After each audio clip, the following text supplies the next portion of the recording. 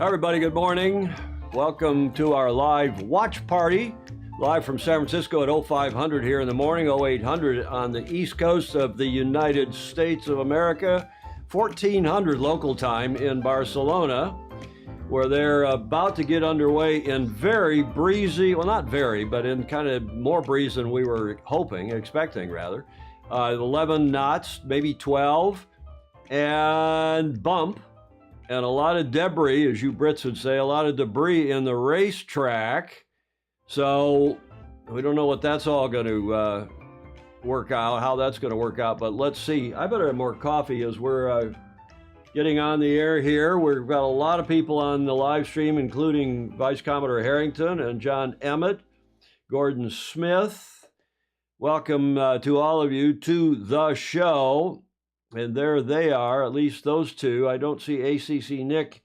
He's on, but I don't have video from him. Good morning, gents. How are you all this morning? John? I was going to say good afternoon. Good afternoon to you. Where are you in Weymouth? Where are you? No, I'm still in Imberhorn Farm. I was meant to be in Weymouth, but I had too many jobs to do. So the idea was to watch this and then jump in the car. You're at the home at the farm. Okay, you guys have to talk in short, simple, declarative sentences, quick sound bites. Gordon, I trust you're well this morning. Louis Vuitton Cup, day 7. I got to get us up here on the TV, see if we can get the event live. It's a little dodgy trying to get on the cable and get it working. There, now it's coming up. There we go. The cable comes in, and I do have internet service. And come on, there it is. Oh my goodness, it's working. And let's close up here on the, we see a couple boats sailing around, just like we would expect. That's all good news. All good news as we see Rhode Island Rover on the chat, along with Dogzilla Monster among the first to come on up in Seattle. We have Rhode Island and Seattle in the house. We have Mark Holland. Good morning to you, sir. And our statistician, Mark, has been good. Coffee number 2 in Florida, Phil Laffin is saying. Clay Embley is saying hi from presumably Kentucky. One never knows where he is. Alan Long, good morning to you, sir, in Cleveland. Or are you somewhere else today? Gene Berkery. Yeah, there is wind. You can see the images here, Gene. There is, talking just now with Claire Harrington, New York Yacht Club's Vice Commodore, out on their hydrogen chase boat. This looks like a package. This looks like video that they're running, but there is lump. There is wind, kind of 11-ish. And hello, Denise Balzac. She's reporting in. And there's a lot of debris. There's a lot of debris in the course. Clear, sunny day, nice day. So we should have some racing. We've got Gordon and John in the house. We got Julia upstairs down there on the bottom without any video. But she is upstairs in the Commodore suite. Warren Schasser checking in normally from Australia. John Emmett, maybe 11 to 12 knots. Yeah, we'll see. Alex Hayworth, wave stayed higher than yesterday training, which favors Ineos big time, Alex thinks. Good morning, James Appel. Alan Long's in New York City this morning. Good morning and welcome to all of you. We are in Studio B. We've got the television going. They're showing a package of New York Yacht Club presumably docking out this morning. Maybe some of the other teams. There's Luna Rosa Prada Pirelli as well. Let's go over here to a little bit of a close-up on camera 2. Give you a little bit better shot of the screen. Clay Embley is running the ferry in Kentucky today on the bridge with a coffee, and he'll enjoy us and the Fozy commentary. Chris Odorowski, hello, Commodore Odorowski. He's on the sail vessel Radiant today. I see ACC Nick, that's Nick Nicholson, down in Florida. He used to live in Newport, Rhode Island. And chief measurer for many years of the Cup. Was a colleague of mine at the United States Yacht Racing Union in 1979. What is that, 44 years ago, 45 years ago? 10 p.m. in Brisbane, where Warren Chaucer is, indeed. 22:05 in Sydney and Auckland. They're showing us the race course. It is southerly again today. Let's see if we can get some audio up here. There it is. There is Shirley Roberts saying that they've got 11.5 knots on the track. More up there at the top of the track where it's green. And we're getting ready for this first race. Should be a barn burner, New York, yeah, should be, between New York Yacht Club, American Magic, and NYAM, I use as a shorthand, NYAM, and LRPP, Luna Rossa Prada Pirelli. Hello, John Schaefer in Annapolis. Royal Queensland Yacht Squadron, opening day today. It's 140 years old. Thanks, Warren, for that. Hello, Tom Pace, Commodore Tom Pace, past Commodore of the Pensacola Yacht Club. We've got quite a few fans watching from the Seville Quarter in downtown Pensacola. Thanks for being here, Tom. Thanks for you being here, Tom. And it is, I think the concern today is there's a lot of lump and a lot of bump and a lot of debris on the racetrack. Hello, Merritt Palm Keffer. Good morning from Virginia Beach. Haven't seen you on in the past. Welcome to you as we're getting ready for the first of what is 4 scheduled races of the day. Those of you who are joining us for the first time, we appreciate all of you who come on and watch. Those of you who are patrons via Patreon, patreon.com/join/sailing illustrated. Give us a few bucks a month to keep us, keep our studio, keep our control room. We don't use that for groceries, as I said on the show yesterday, our regular show at 1300 Tuesdays and Fridays, but we use it to keep us on the air. If you want to join via Zoom, the others who are on, Gordon Smith, John Emmett, and others, 267-220-6570. 267-220-6570 is the meeting ID. 1851 is the passcode. And we'll talk about results and so on as we're 2 minutes, 40 seconds to the start of today's race.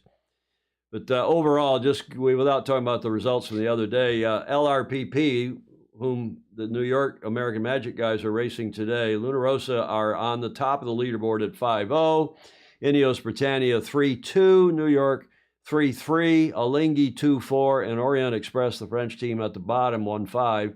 It looks like one of those two teams is going home, either the Swiss team, Alinghi Red Bull Racing, or the French team, Orient Express Racing Team. As I switch back over here to the race course, bring your own video. Here's 2 minutes. Hope you're watching this if you're in the U.S. on ESPN Plus, as I am. And here comes LRPP in from on starboard tack from the upwind starboard end of the line. Who's going to throw bad air on their opponent? And see, I think there's plenty of breeze. I think you're not going to see somebody get knocked off their foils today because of the dirty air coming off the trailing edges of these sails. Minute 25 to go to this first start.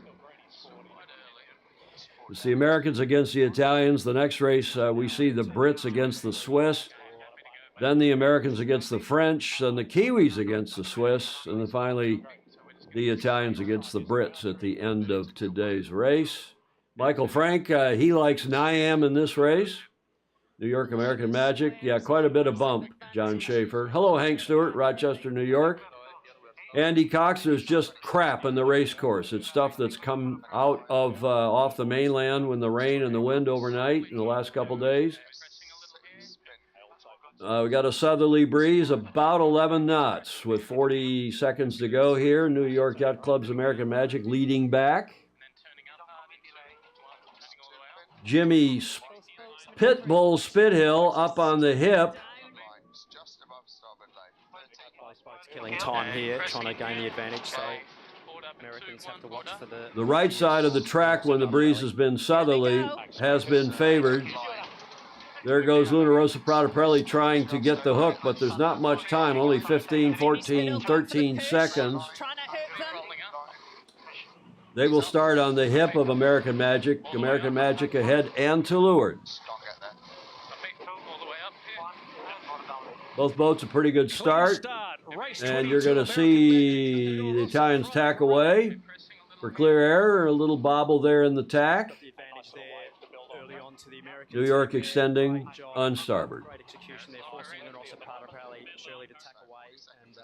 How's that for an audio level in the background? I give just a little audio level of the commentary. Is that John Emmett, Gordon Smith, is that enough? Too much of the audio level in the background?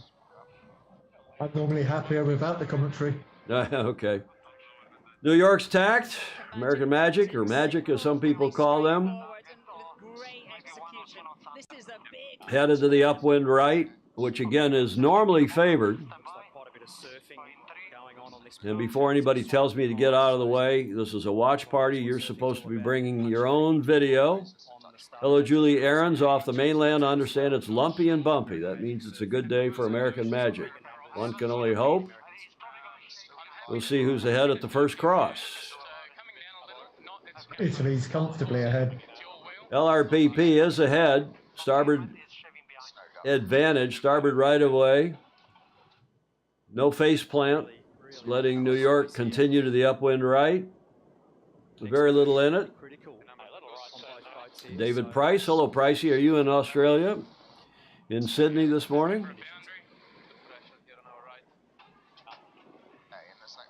It's got to chase zero. Peter Lester, clean start, but a lot of tension in this one early. A lot of tension in this one early, Steve MacGyver says.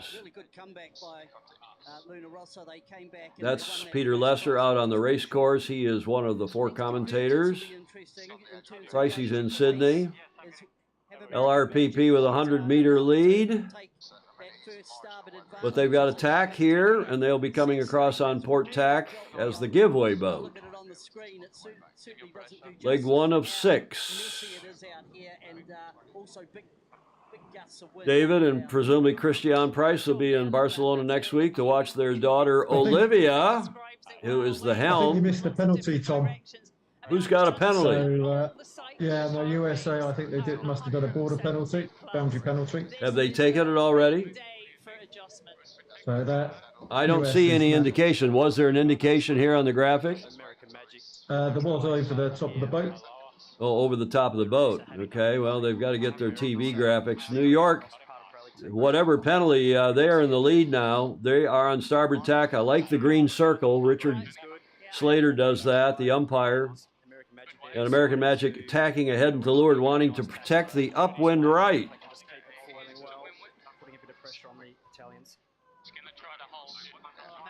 And will LRPP climb over them?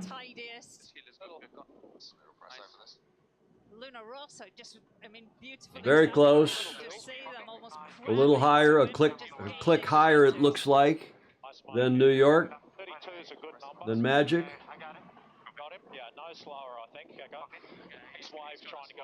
That sounds like Jimmy Spithill saying nice lower. They've got nice speed on that Italian boat.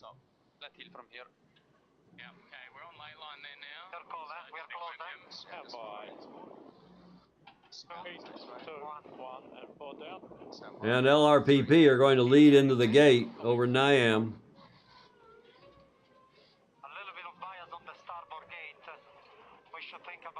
That's Francesco Bruni talking, Keiko. The B helm. He's the skipper. He's actually technically the lead guy, but he's the B helm, the port side helm on LRPP, Francesco Bruni. It's the same steering pair they had last time in Auckland as they round the upwind right end of the gate. And the Italians, James Appel, are just looking faster. I think you're right. As New York heads for the upwind left end of the gate, just to do something different. New York is reputed to be quick downwind in this condition. Let's see. Morning to all of you who are joining. If you want to join via Zoom, John Emmett, who's on in the UK, and Gordon Smith, who's on in Copenhagen. There it is, 267-220-6570. 1851 is the passcode. Yeah, New York sailed a lot of extra distance, but they also avoided taking attack, John. And they're well and truly behind now as they come back into the middle of the track. LRPP coming in from the downwind left. Pretty good lead. The green, more prominent today, is the Capgemini AI projection of the wind on the track, or so they think. And they've got a lot of wind data points off the track from the buoys, from boats, and so on, as LRPP enjoys a comfortable lead down leg 2, 125 plus meters. Anybody get the delta at the top mark? 14 seconds. Thanks, James. You read my mind. Just see how much sail movement there is there, Shirley.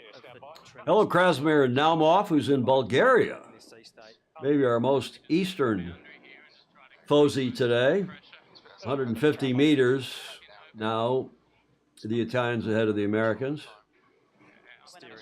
Italians jibing back early, wanting to go over toward the upwind right, downwind left. We're presumably, again, on the south side, in this southerly breeze, I should say, on the west side of the course. There tends to be more breeze, or so we read and hear.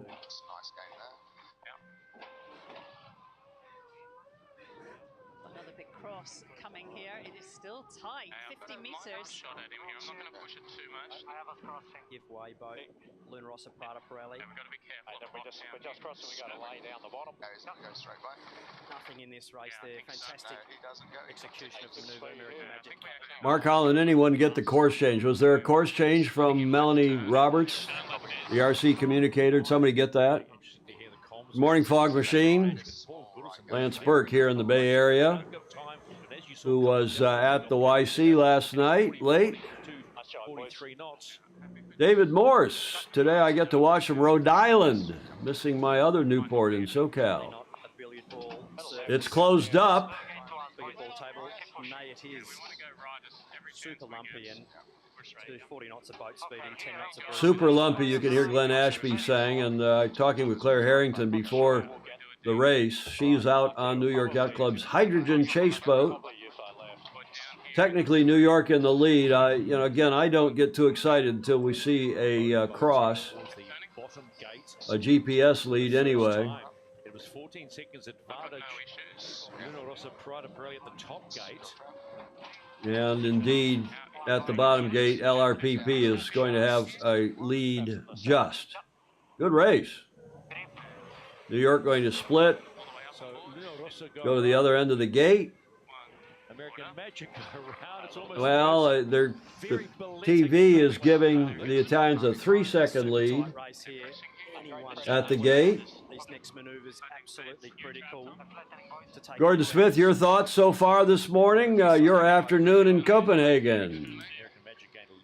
Hi, Tom. Well, it's a shame we didn't get to comment before the race started because when I say things now, it's going to seem a bit, But this, for me, is each of the races today has a different imperative. And for me, USA or American Magic has to be close to LRPP to make this America's Cup campaign realistic.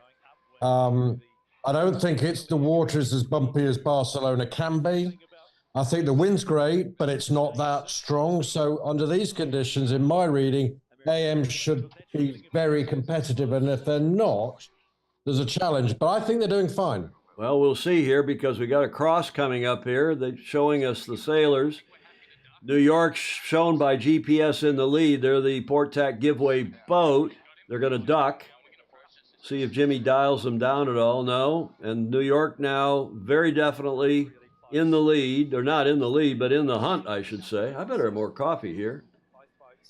0519 here on the West Coast of the U.S. Thanks for joining us. A lot of people on here. Barry P., good morning from Auckland, where it is 19 minutes after midnight in Auckland.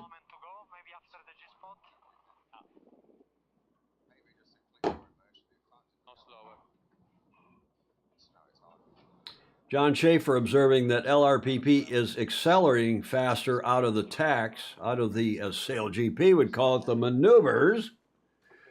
Tacks and jibes, ladies and gentlemen, Commodores, ladies and gentlemen. They're nearly to the boundary down here for the Italians. And we'll see how they come out of that tag. Are you watching, John Schaefer? Are you watching data off of ARL? Hello, Heidi Purcell in Ann Arbor, Michigan, my hometown, where the University of Michigan takes on the University of Texas today in a top 10 college football game. Both teams in the top 10. Right after we get off the air, 0900 Pacific time. And New York, I think we had a lead change here. New York Yacht Club's American Magic on starboard tack has taken the lead. Lead change. I know some of you will, maybe not you all, but the commentators will say, oh my goodness, we've had 4 lead changes. No, we've had 1 lead change. As New York on starboard tack heading to the upwind left on leg 3 of this 6-leg course. As Gordon Smith said, this is probably their sweet spot. Others have said it was light air, flat water, but I always thought it was lump, and I always thought it was more uprange. And maybe it's light air and lump for New York Yacht Club's American Magic, but we shall see.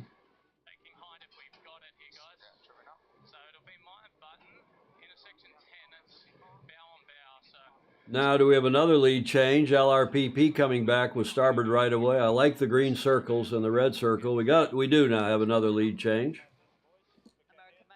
Heidi Purcell in Michigan saying this is, she would say, this is a real barn burner, as to say in Michigan. Okay, now American Magic tacks right on their hip.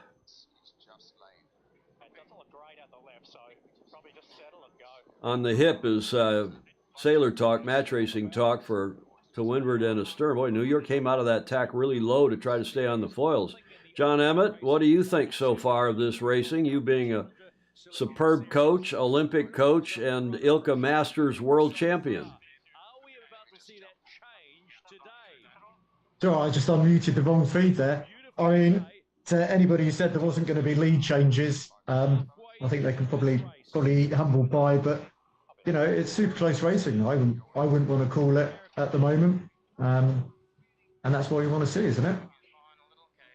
I want to see good close racing, and you and Gordon have been the 2 optimists that we would see such good close racing, and that was a delta of 7 seconds, again to LRPP, so they've led at all 3 gates as they go down leg 4, the second downwind leg.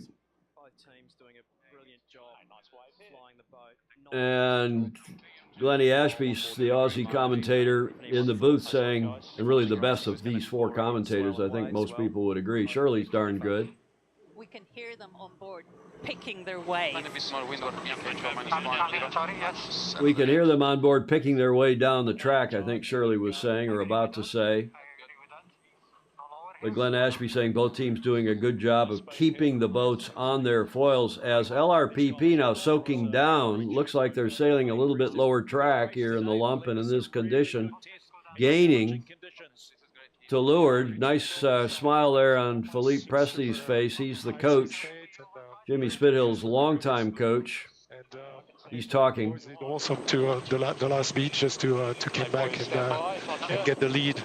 And we get the same mark, which is more comfortable, at the end to control the... Yeah, and I've done a couple campaigns with Philippe. Alex Hayworth, the tack loss on American Magic is a constant feature. Building speed around 60 degrees true makes it very difficult to be anywhere near the hip of the opponent.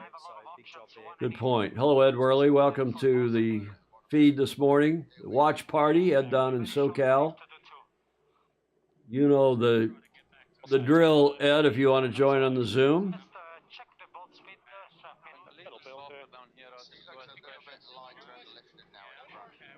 LRPP have extended now to north of 200 meters. A lead of 230 meters. They are quick downwind.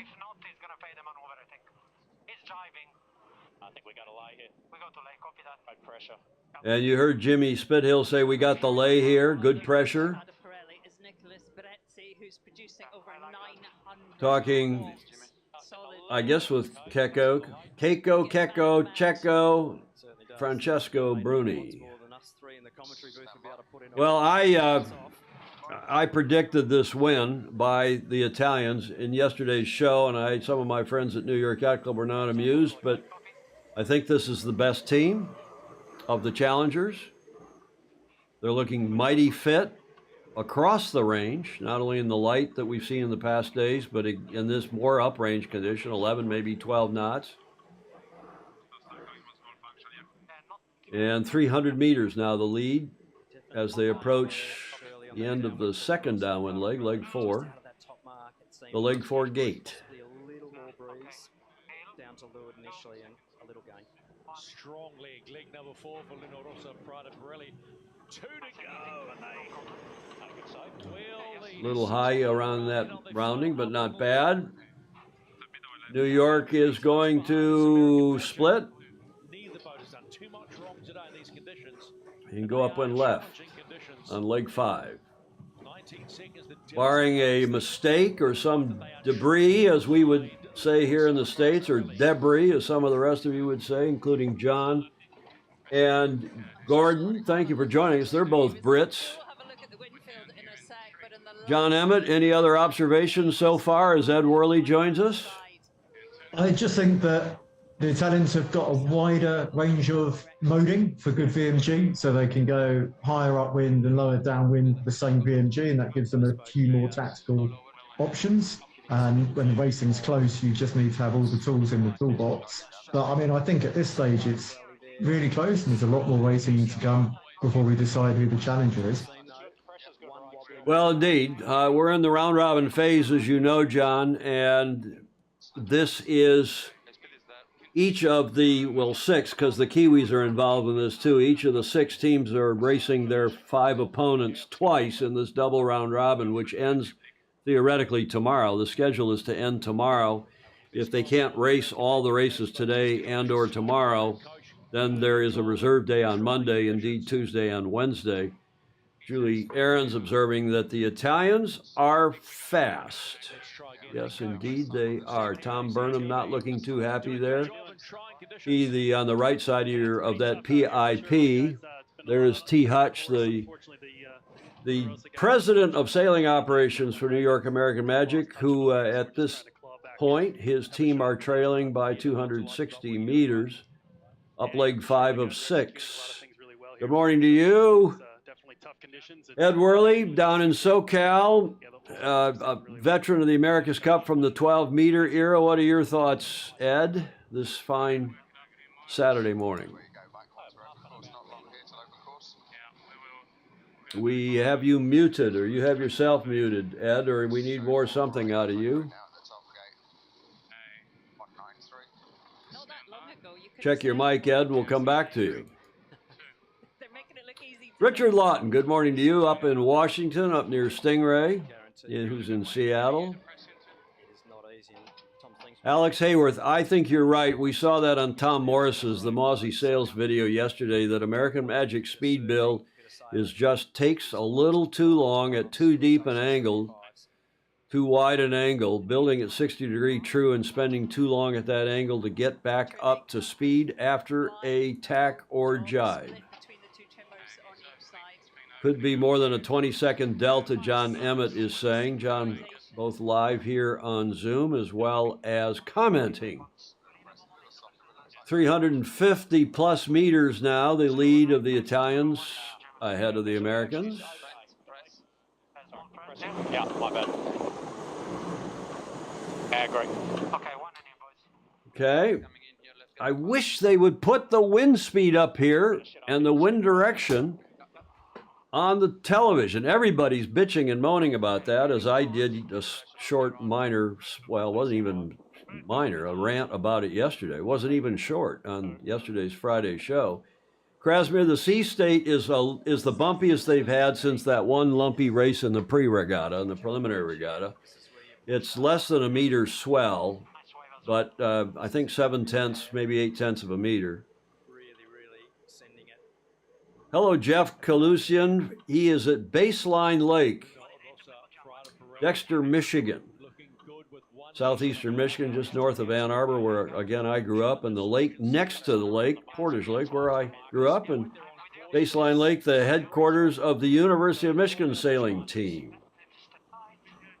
As the Italians with a comfortable lead, we'll see if John Emmett's 20-second delta is correct. He said 20 plus.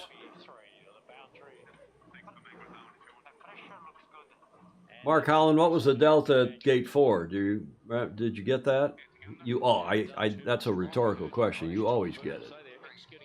And Emmett's correct. It's going to be 26 seconds. The lead, the Italians ahead of the Americans. John Schaefer, do you know that they can't hear you on the other side? You often sound like my father swearing at the Packers. On the other side of what, John? This race is over unless ITA fall off the foils. Ted Ryman, good morning to you. Good afternoon. You're in Cape Town where it's 2:30 in the afternoon. 2:30 in the afternoon in Cape Town in the Republic of South Africa. 19 seconds was the delta at gate 4. It's now 26 seconds at gate 5 as they head downhill with the Kiwis, the Italians, with a depressingly large lead now, 470-meter lead ahead of the Americans. Depressing if you're an American fan, and invigorating, I am sure, confirmatory, if that's a word, if you are an Italian fan.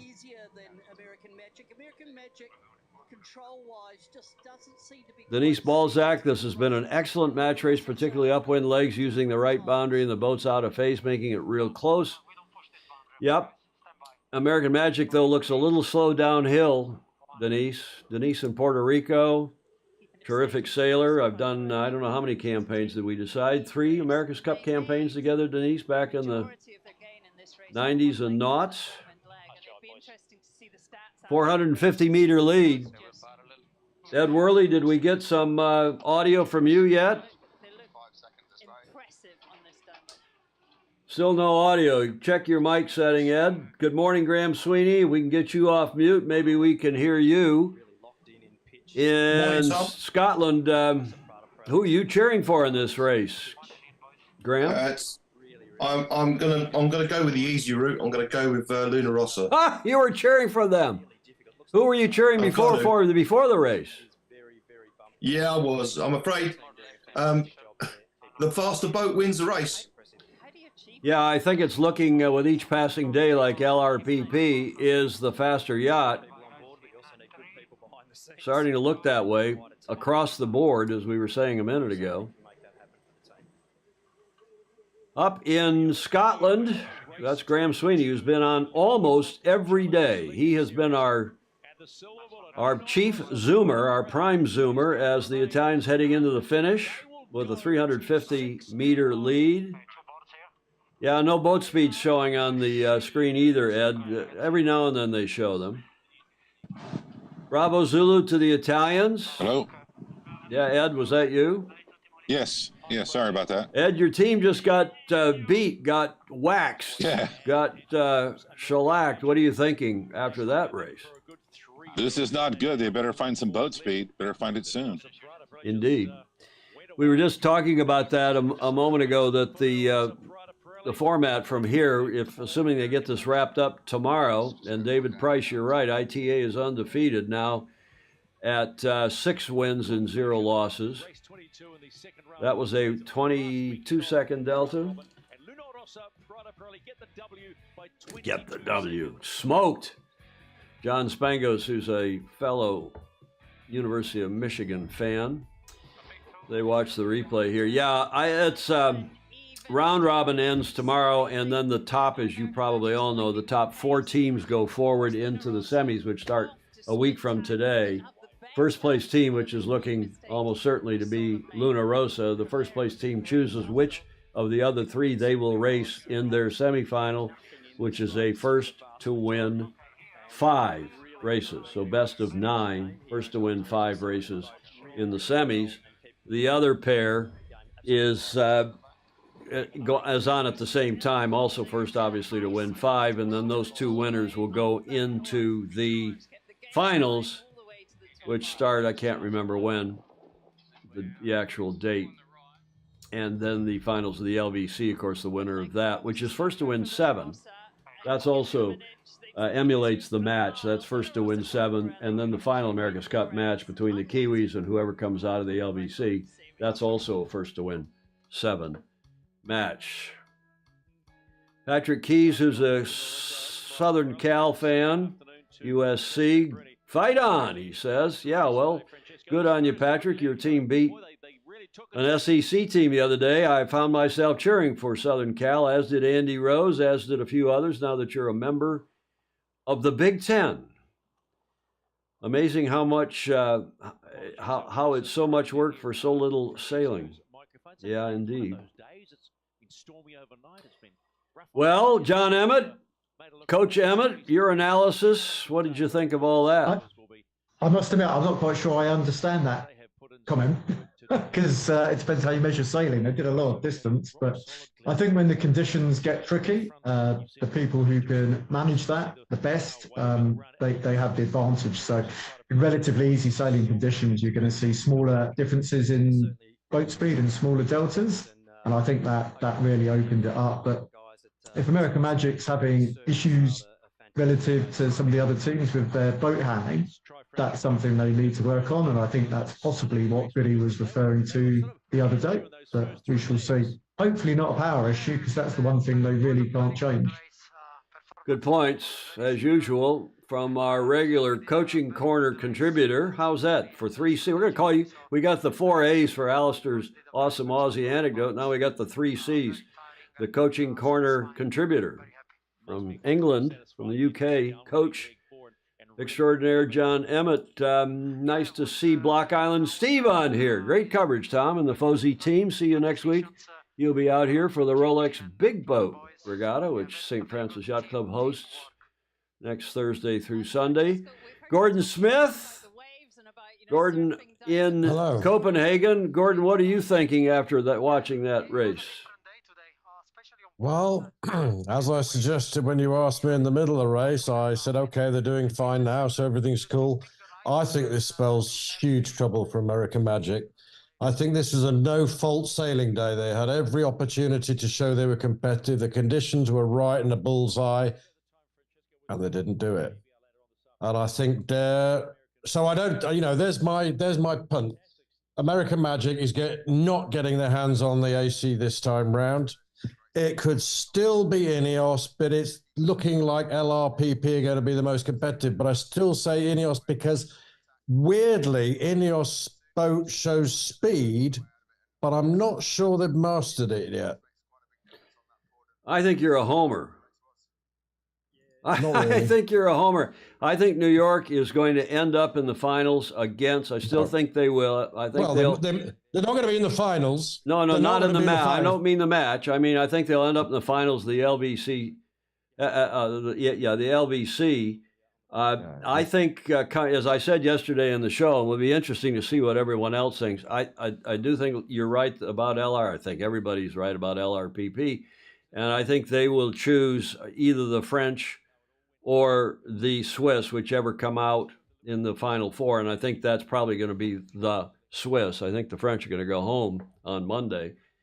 So I think they will not choose. Some of you think they'll choose American Magic, but maybe they will. Maybe especially after this race, if LRPP is on top, maybe, Gordon, they will choose American Magic as their semifinal opponent, just saying, hey, we got their number. Ricky, don't lose that number. But today, I think the point I mentioned during the race was that all AM had to do was to stay moderately competitive in these perfect conditions. And the worrying thing, I don't have crystal balls, unlike you, Tom. The worrying thing is that there was nothing to stop them at least being very competitive. I noticed you said balls, not ball. I don't know how many of them you got on the table. On the table. Thank you for that. Mark Holland, woohoo! That means AM will win the Herbert C. Pell Cup. Now, there is a guy that knows his America's Cup history, and Ed Worley probably knows about the Pell Cup as well. Yeah, we'll see. The Pell Cup was given to, back in the day, Pell was a Rhode Island dignitary and luminary who gave a cup for back when the Challenger Selection Series started up in the 70s. You know which event had what was the first event with multiple challengers? Who knows that? And then Mr. Pell gave a cup. He of the famous family, there were governors and mayors and senators. In fact, the Newport Bridge is now named the Pell Bridge, not after Herbert Pell, but after another Pell. John Schaefer, that was a must-win for American Magic. Only way they can make it. If this turns into a race of attrition, there's still plenty of time to break everything. Yeah, we shall see. Ted Ryman agreeing with Gordon. He thinks that, and he's, of course, also a Brit as well, living down in Cape Town in the RSA, but he also thinks that the British team is faster than the American team. We shall see.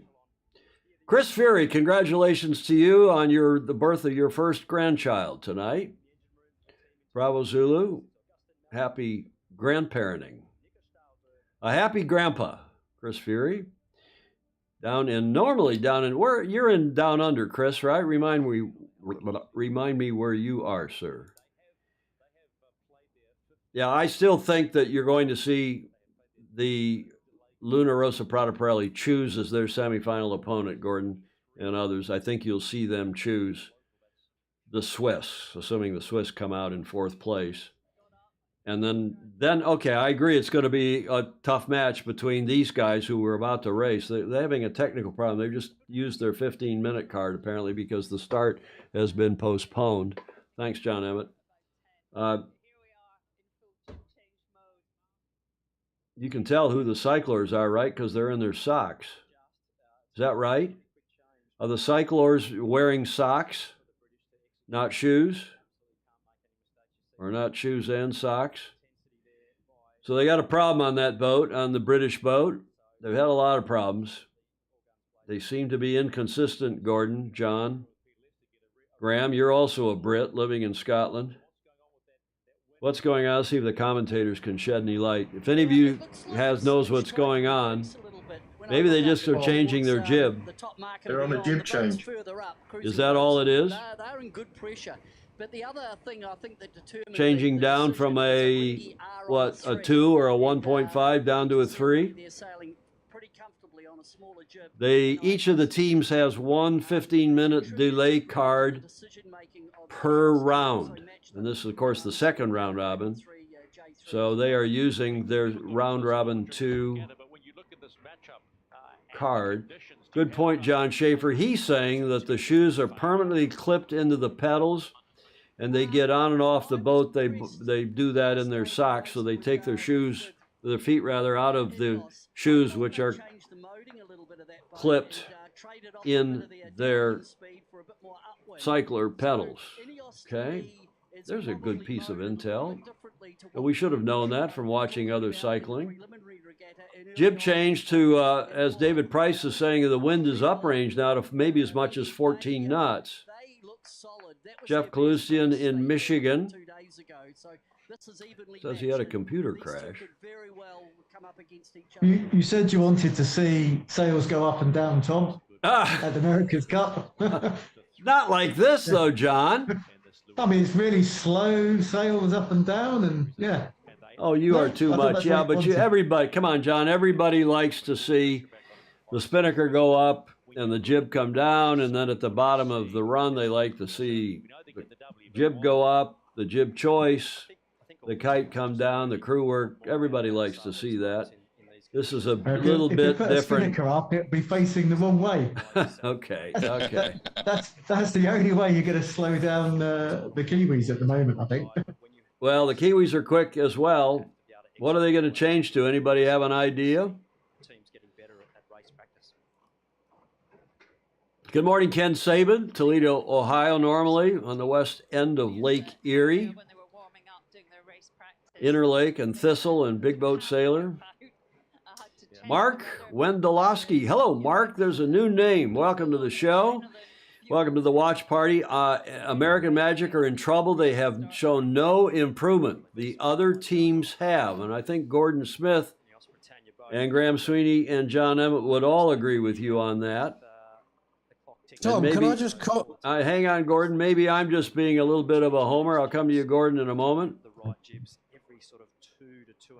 Corpus Christi. Hello, Davis PL. Welcome to you. We're waiting for this delay. 1440 as the Brits have apparently used their delay card so they could have a last-minute change of their jib.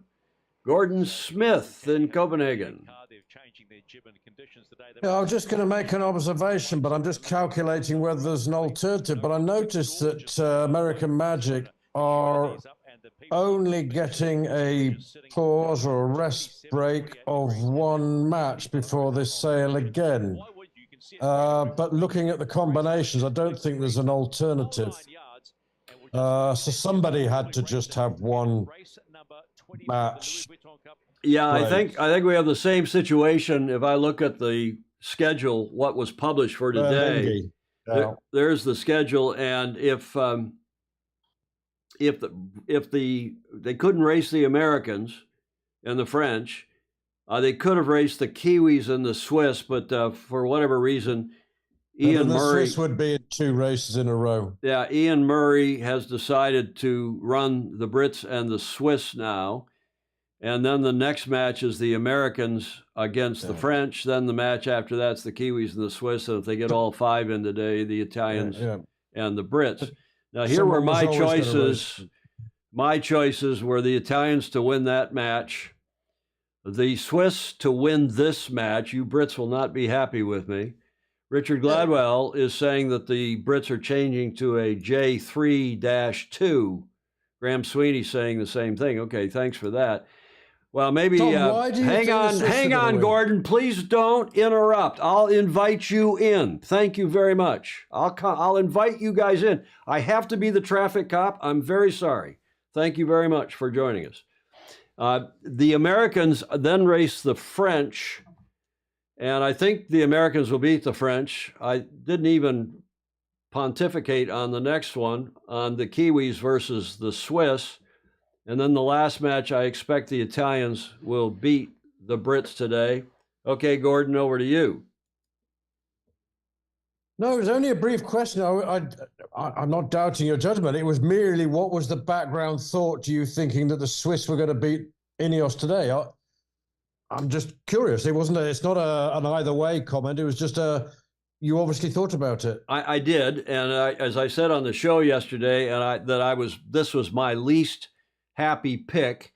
I think this could go either way depending upon the conditions. And given these conditions, I'm not sure that we're now up range. I'm not sure, Gordon, I wouldn't have picked the Brits when I did this chart yesterday for yesterday's show at 1300. It's lumpy, and it's a bit more breezy than I was expecting. I thought it was going to be downrange again, 7-8 knots. So the other thing, as I said on the show, I think the Swiss have been on the they're climbing. They've been on the ascension here, and the Brits have been up and down like a proverbial yo-yo. So that was the other reason that I was concerned about this match and why I thought maybe the Swiss would win. And I'll stick with my crystal ball, Gordon, from yesterday. Well, you obviously think the Brits will win this match? No, I would say favored rather than do I strongly believe. I wanted to see an improvement in Alinghi's performance, and Ineos have been making those dreadful unforced errors. So I'd like to see Ineos, the Ben's team, getting a bit more on top of Britannia and learning how to squeeze the speed out of it, because she's clearly fast. The metrics are great, but it'd be nice to have a polished race. Okay, well, that's fair enough. And let's see. But again, I have to make a prediction. You told me I got to have my crystal balls going here. So that's why I predicted the Swiss over the Brits. We shall see. Stop talking crap, Ross Cleaver. I got a lot of people telling us what to do. Guys, this is a watch party. If you don't want to watch it, go someplace else. Julie Aaron's the same thing. We're grateful to all the gents, ladies and gents that are on via Zoom. And if you want to join us via Zoom, 267-220-6570. The passcode is 1851. But remember, I'm here alone in Studio B, watching ESPN Plus, switching the show, running the audio, switching to the guys on the Zoom, switching them from full screen to an individual close-up screen. So I'm a one-arm paper hanger, and you've got to let me be the policeman here. And if you don't like it, please take your viewing someplace else. You're more than obviously welcome to do that. Regardless, thank you for joining us, including Paul Callahan, who's joined us from Thames Street in Newport, Rhode Island. No, Julie Aarons, I'm not angry today. I just have to be the policeman. So please bear with me and don't interrupt me. And when I'm thinking ahead 2 steps. I'm going to switch the show and I got to think to some other comments. And I can't just have the guys on the Zoom dominating what is going on here, as we're going to talk about our predictions now for tomorrow. And tomorrow, I think the Brits will beat the French, and I think the Italians will beat the Swiss, and I didn't even rank that other thing. Thank you, Stingray. I appreciate your support at least. I think some of these other folks are the ones that are grumpy, and they're not even out here on the West Coast where it's only 5:50 in the morning. So there is the chart I posted yesterday on the show, our regular Tuesday and Friday show at 1300 Pacific. And that chart is the chart that shows, as of the racing yesterday, what the results were so far, and then what is yet to go, and my predictions of what the outcome, as you just saw, for the yet to go, and add the two together, and you'd get a final score, which I still think will be the Italians 8-0. I think most of you agree they'll go undefeated. The Brits at 4-4. The Americans, if my chart is correct, will also go 4-4. Then the Swiss 3-5, and then the French down at the bottom on 1-7. And of course, that, depending upon how the Swiss and French do against the other teams, because they are done racing each other. They've raced each other twice in the 2 rounds robin. So one of those 2 teams probably are going to go home on Tuesday. Gordon Smith, Stingray, you are just being nice to Tom. He had a teacher's pet. Well, somebody's got to be, Gordon. You're always nice to me, Gordon. Rick Myers, isn't it a little early at the candy store, Paul? I don't think Paul's at the candy store. He said he was on Thames Street, not on Bannister's Wharf. Chris Elliott, welcome to you. Thanks for your kind comment. Huge U.S. flag on shore. Is that odd? No, that is not odd, as we're watching a package here now during this delay. The American teams in the Cup, Ed Worley will tell me. Ed, when was the first time we saw a huge American flag on shore? I think it was back in Newport in the 70s, maybe even before that. Ed Worley? Yeah, probably so. I mean, that's when a lot of the stuff happened and the Cup was really getting going then as far as spectators went in Newport. So I'd probably say the 70s, yeah. Yeah, I certainly, any of the American teams I was with, starting in 1980 when I was helping all the defenders in Newport, 1980 and 83, and then, of course, in 87 down in Fremantle, where you were with the Newport Harbor Yacht Club team. We always had a huge flag, and all the teams have some large national flag associated with their base. Usually they put it up on their crane overnight, and it's flying at the team base, as Stingray is saying, there in Barcelona. Hello, Mary Jude Szymanski, who's in Philadelphia. Good morning to you.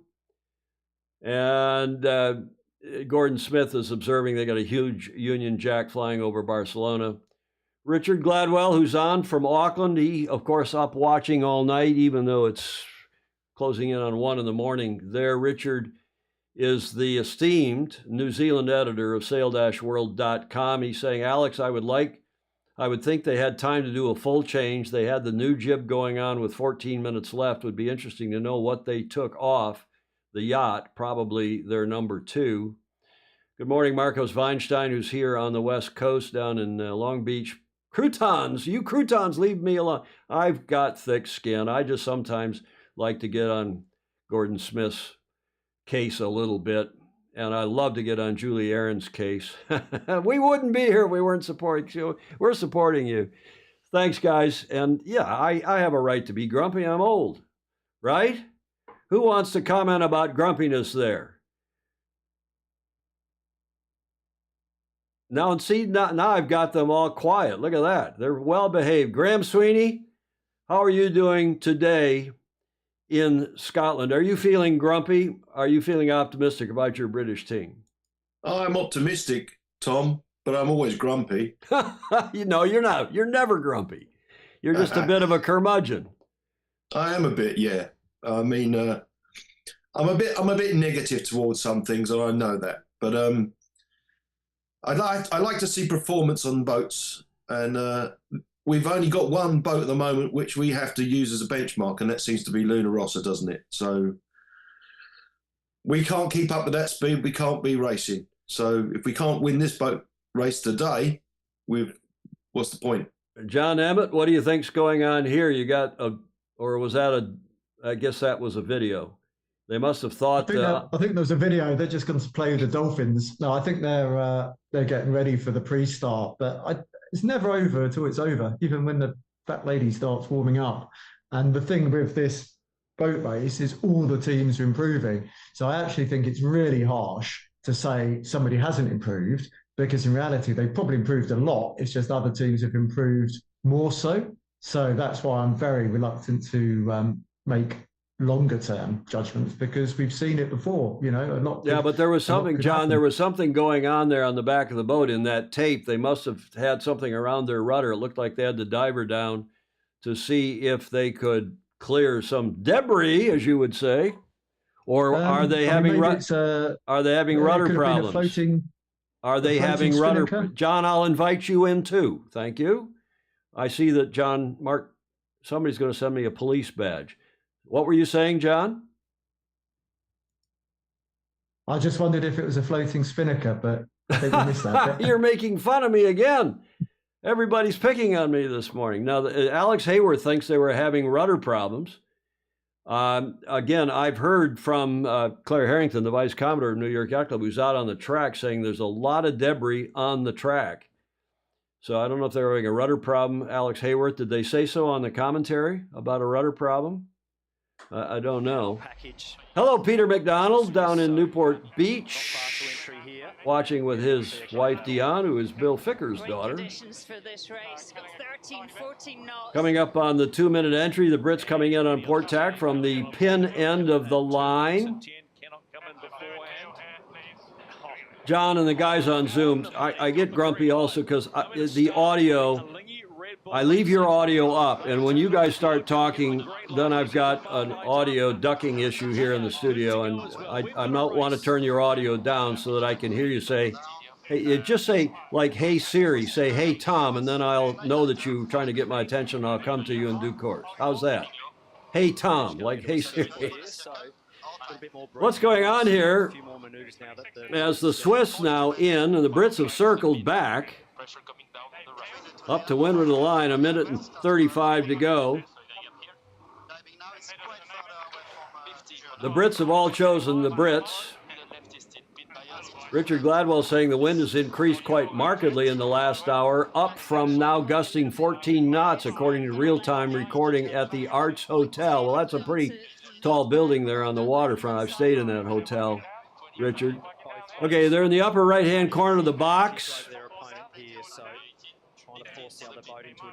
Chris Odorowski, hello, Commodore Odorowski. He's saying, yeah, there's lots of weed in the water here. He is out on Whisper. Are you on Whisper, or which boat did you say you were on, Chris? Out on the water. David Price said they had a strange sound and they were just checking the rudder to be safe. Maybe they hit something. And yeah, Paul Callahan has moved to the happy place on Bannister's Wharf. It sounds like he's in the Clark Cookhouse.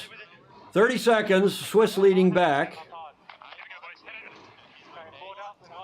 I don't want to get a copyright strike here, so that's why you have to look over my shoulder. Swiss leading back with 15 seconds now. The Brits on their hip, protecting, wanting the upwind right. I think very clearly Sir Ben Ainslie says, I want the upwind right. He saw that previous race. We know that the right has generally been favored in these southerlies. And we do. It's game on between Ineos Britannia and a Lingy Red Bull Racing. Nice start for both teams. Morris Stevens, they mentioned that they hit a log and got a diver out to check it. Uh-oh.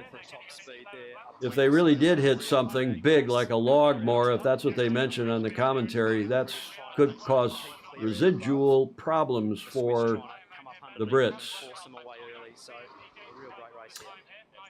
Swiss in high mode trying to fend off the Brits. Not working very well as both boats now in a high mode. Trying to force the Brits, but they are getting across. Now the Swiss have gone back in low mode. Low mode meaning they've borne away to try to gain speed over toward the left boundary, and they're at the left boundary. Just about. There's the warning track, as we would say in American baseball. Simultax and the Brits in the lead. They're throwing some dirty air on the Swiss. Richard Gladwell saying it's 14 gusting 16, so I think this is the windiest racing we've seen to date, including in that pre-regatta. This is the second race of the day. J. Frederick Bland, good morning. Welcome to you in Austin, Texas. Nina Wilson would like the Zoom information again. Well, I'll give that to you in a moment, Nina, because we want to watch this close match. The Brits barely leading, but at 75 meters, comfortably ahead and to windward of their opponent. The Swiss team, Alinghi Red Bull Racing. Owned and led by Ernesto Bertarelli, who won the Cup on his first challenge in 03 for the Société Nautique Genève, SNG in Geneva, Switzerland. Tacking away now for clear air are the Swiss. And Ernesto Bertarelli, not to be confused with Patrizio Bertali, who's the owner and the patron, the patron of the Italian team, Luna Rossa Prada Pirelli. Ernesto Bertarelli is on his fourth America's Cup, challenged in 03 and won. First challenger to ever win on their first challenge. Defended in 07 and won. Then lost to us, that is Oracle Team USA, with the Trimaran Catamaran race in 2010. And after that, called it off until now. And he's back with his Swiss team, young, inexperienced sailing team. John Emmett agreeing there's a nice gap here for GBP. I think he means GBR. As the Brits are leading by 125 meters, approaching the top gate. In a long, long time. Ineos Britannia, look at that. Look at the sea state they're dealing with.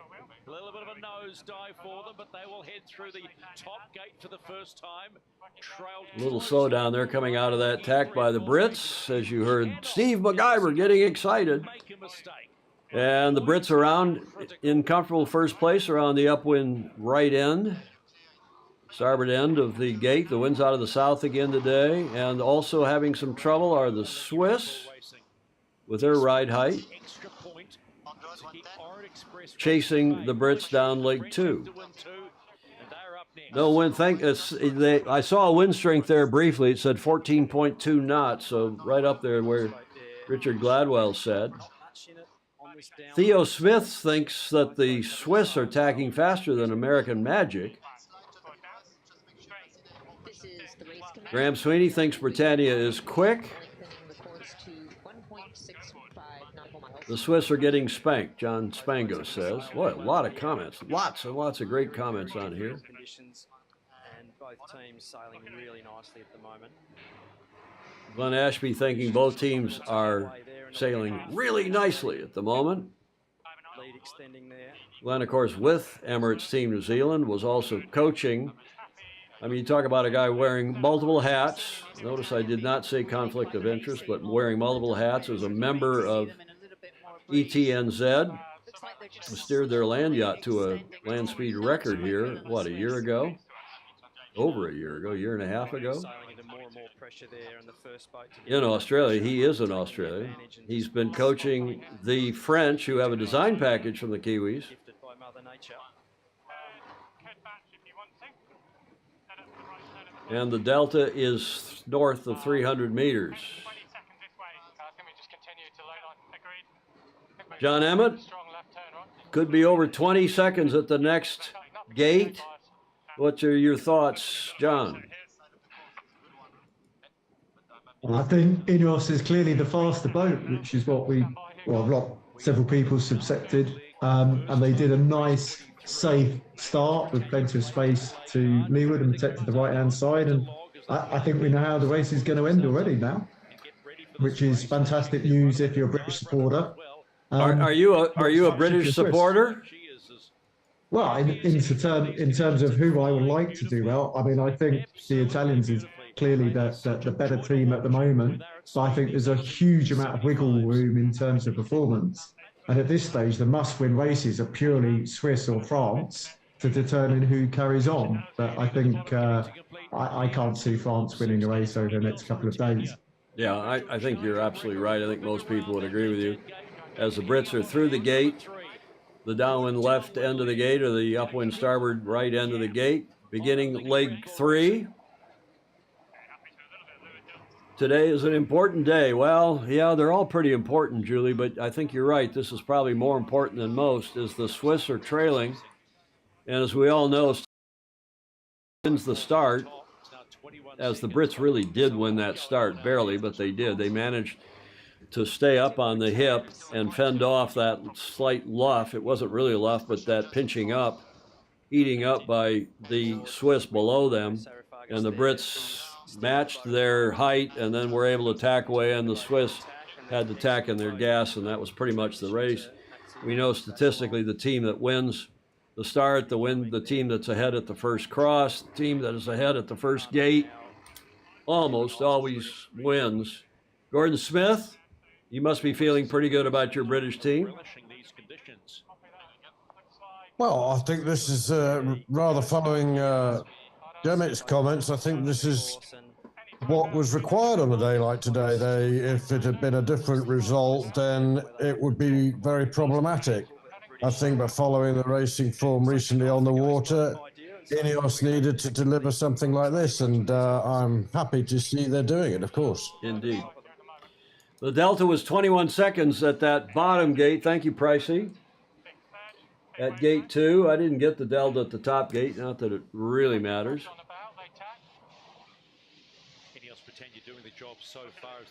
250-meter lead. You can hear the audio coming off Ineos Britannia. By the way, if you're watching in the States, as most of you will know, the only challenging country, the only country, including the Kiwis, where you have to watch this behind a paywall, unless you've got a VPN or watching it on YouTube from a foreign country,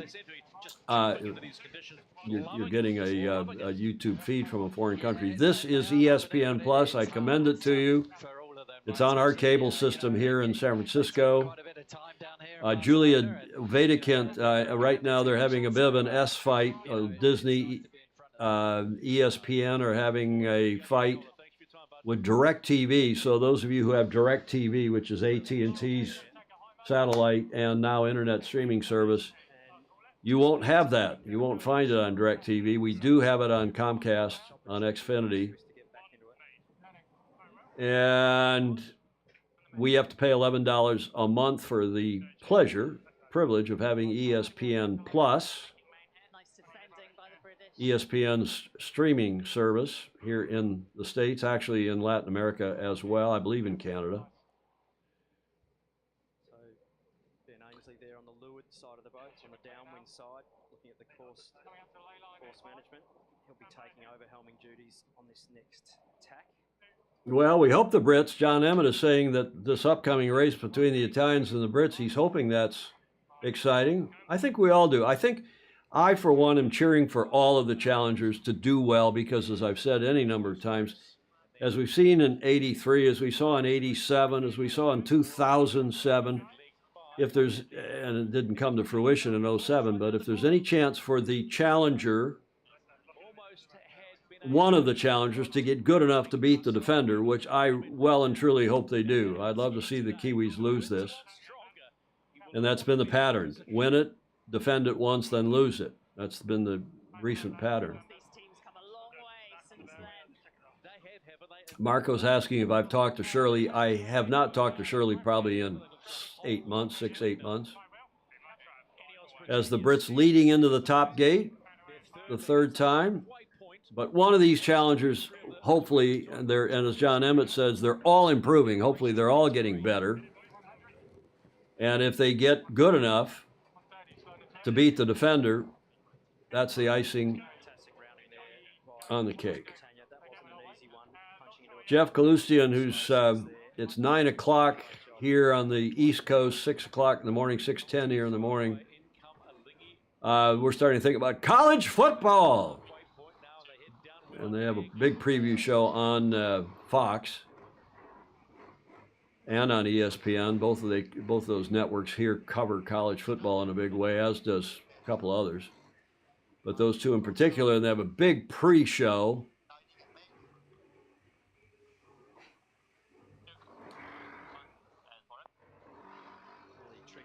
And what was that delta? I missed that delta. Ed Worley didn't get it either. Mark Holland, our official statistician. Hi, Philip Lindemann.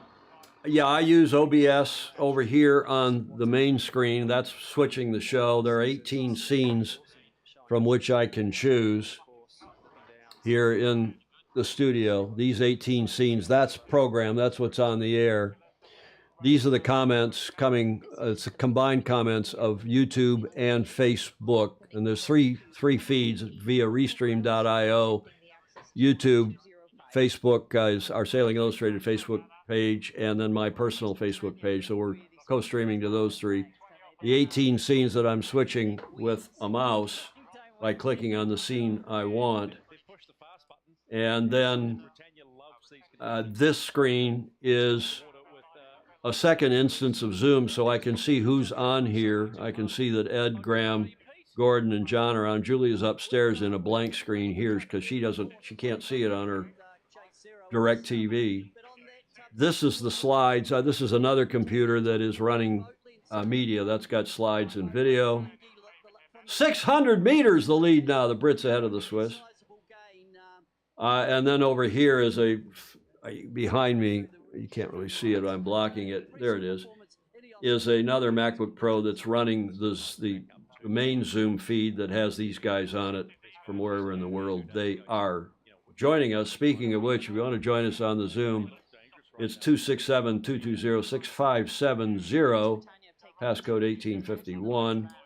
The Brits comfortably in the lead now by 700 meters as they close in on the leeward gate at the end of the second run. Yay, Ineos, Julie Aarons is saying. John Emmett does not like, he thinks the VMGs they're showing here on the tube are not always correct. Yeah, I think they're a bit behind the real time. Jeff Kalustian saying a lot of hardware. There's actually 4 computers in here, plus counting this internet-ready TV, which is bringing the feed in direct from the cable. The cable is feeding this, and I'm watching it on the internet-ready TV off ESPN Plus, and then that's going into the broadcast software. I can show it. I can show that is this TV, a direct feed from the TV, but I don't want to have a copyright strike. This is a watch party. I'm not licensed here to show the feed other than news value just for a few seconds. Likewise, the audio. Mark Holland observing that GBR is gaining 9 seconds per leg on average. What was that delta? Did somebody get that delta at gate 4? See a little more to the British because they're further up the racetrack, but average speed there 37.3 knots, so over a knot. 14.7 knots is what they're saying for the live wind, which confirms again what Richard Gladwell told us 15 minutes ago. Marcus Weinstein is laughing about the delta. You mean there really is a delta here? There is no second. 39, Mark Holland, thank you. All the Fozy contribute, and we really are deeply appreciative. Ed Worley, does this bode well for your favorite American Magic team? Because if the Brits are looking good in this condition, or is it just the Swiss are slow?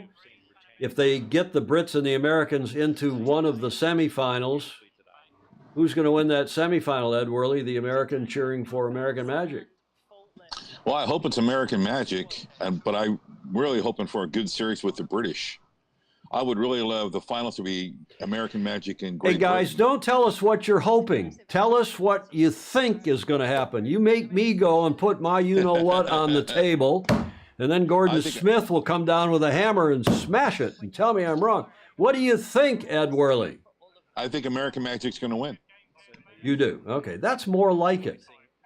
That's more like it. And that's not being grumpy, is it, Graham Sweeney? I'm not being grumpy. I'm just trying to get you guys to, you know, tell us what you think. As I see Gordon's moved to his Studio B there. What do you think, Graham Sweeney? Are the Brits going to beat, are they going to beat American Magic if they get into a semifinal, those two teams? See, this is where it goes wrong. You're asking, 1 minute you're asking for me to come, my words to come out from my mouth, and the rest you want it to come out from my heart. I can't make that decision. You and I know this is a development race, and every time they go on the water, these boats may have some different speed, some different performance, and we will not know until they get together and do the business. I mean, at the end of the day, and I hate saying that, we've got a fast boat in the running, and that's Luna Rossa. We've all got to beat Luna Rossa, so that's where we are. Okay, Graham. You know, the Australians have a good expression for this. That they call people like you a rubber dick. If you can't, a rubber dick. Julie Aarons will love that. If Julia were here, yeah, you got the finger wag, the fish wag. I'm not angry, Julie Aarons. I'm disappointed American Magic is not doing better. It's early in the morning here. I've been doing this day after day after day, plus producing the afternoon show, and then everybody telling me how to run the show, which I appreciate. I don't necessarily take your advice, but come on, guys. We're not here to off spiders, J. Frederick Bland is saying. Good point. Take a position, take a view. What do you think, Gordon Smith, if these guys, the Brits, who are leading here by 500, almost 600 meters, get into a semifinal against the Americans, who's going to win and why? Gordon Smith. Right now, I think Ineos will do a very convincing job against AM, because I think there's something's not functioning right in AM. Why does it take this weird kink after attack or a jibe? That suggests they're not getting something right, setting the boat up. And I think for once we've seen a good example of when Ineos team have got it all hung together and done a craftsman-like job. So right now, I put my money on Ineos. It doesn't mean it's going to end up like that, but right now I think Ineos have done what they needed to do today. Okay. And going forward, do you think they'll still be better? If it carries on this trajectory, yes. There's some things I don't understand. I don't understand why you think AM is going to be great in larger swell. I don't think there's going to be larger swell, but I don't see where that's coming from, because I am not hearing it.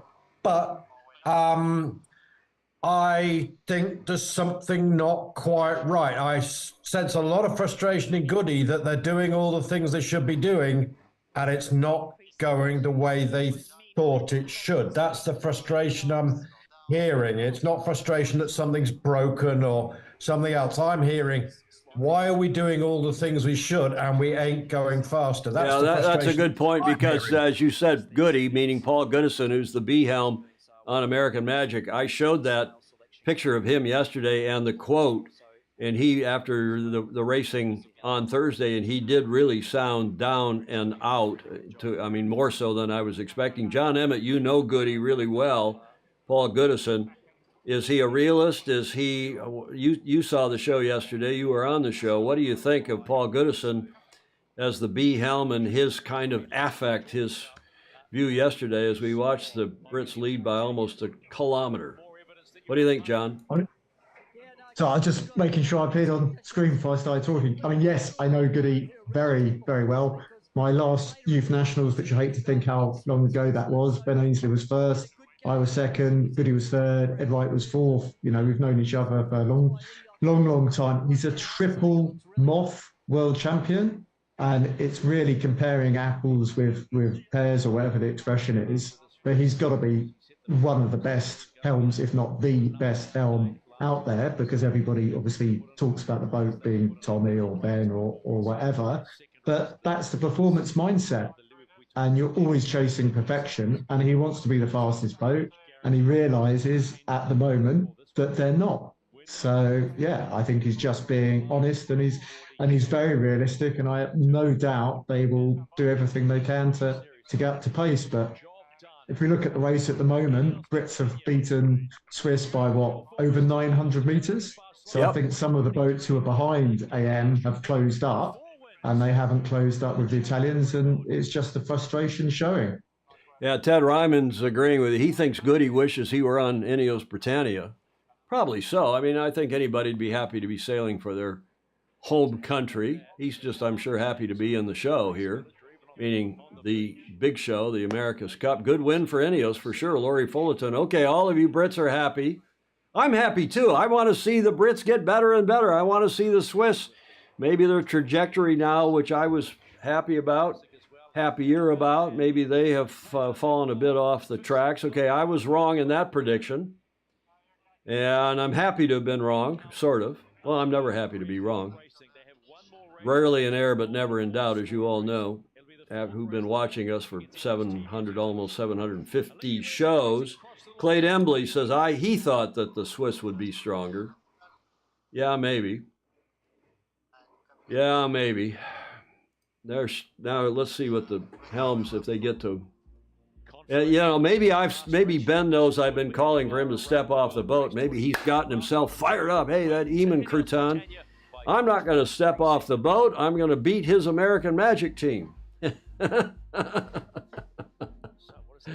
Phil laughing. Thank you, sir. Now they got that chart, and they always put the Kiwis in the chart. I guess they have to. Hey, Tom. John?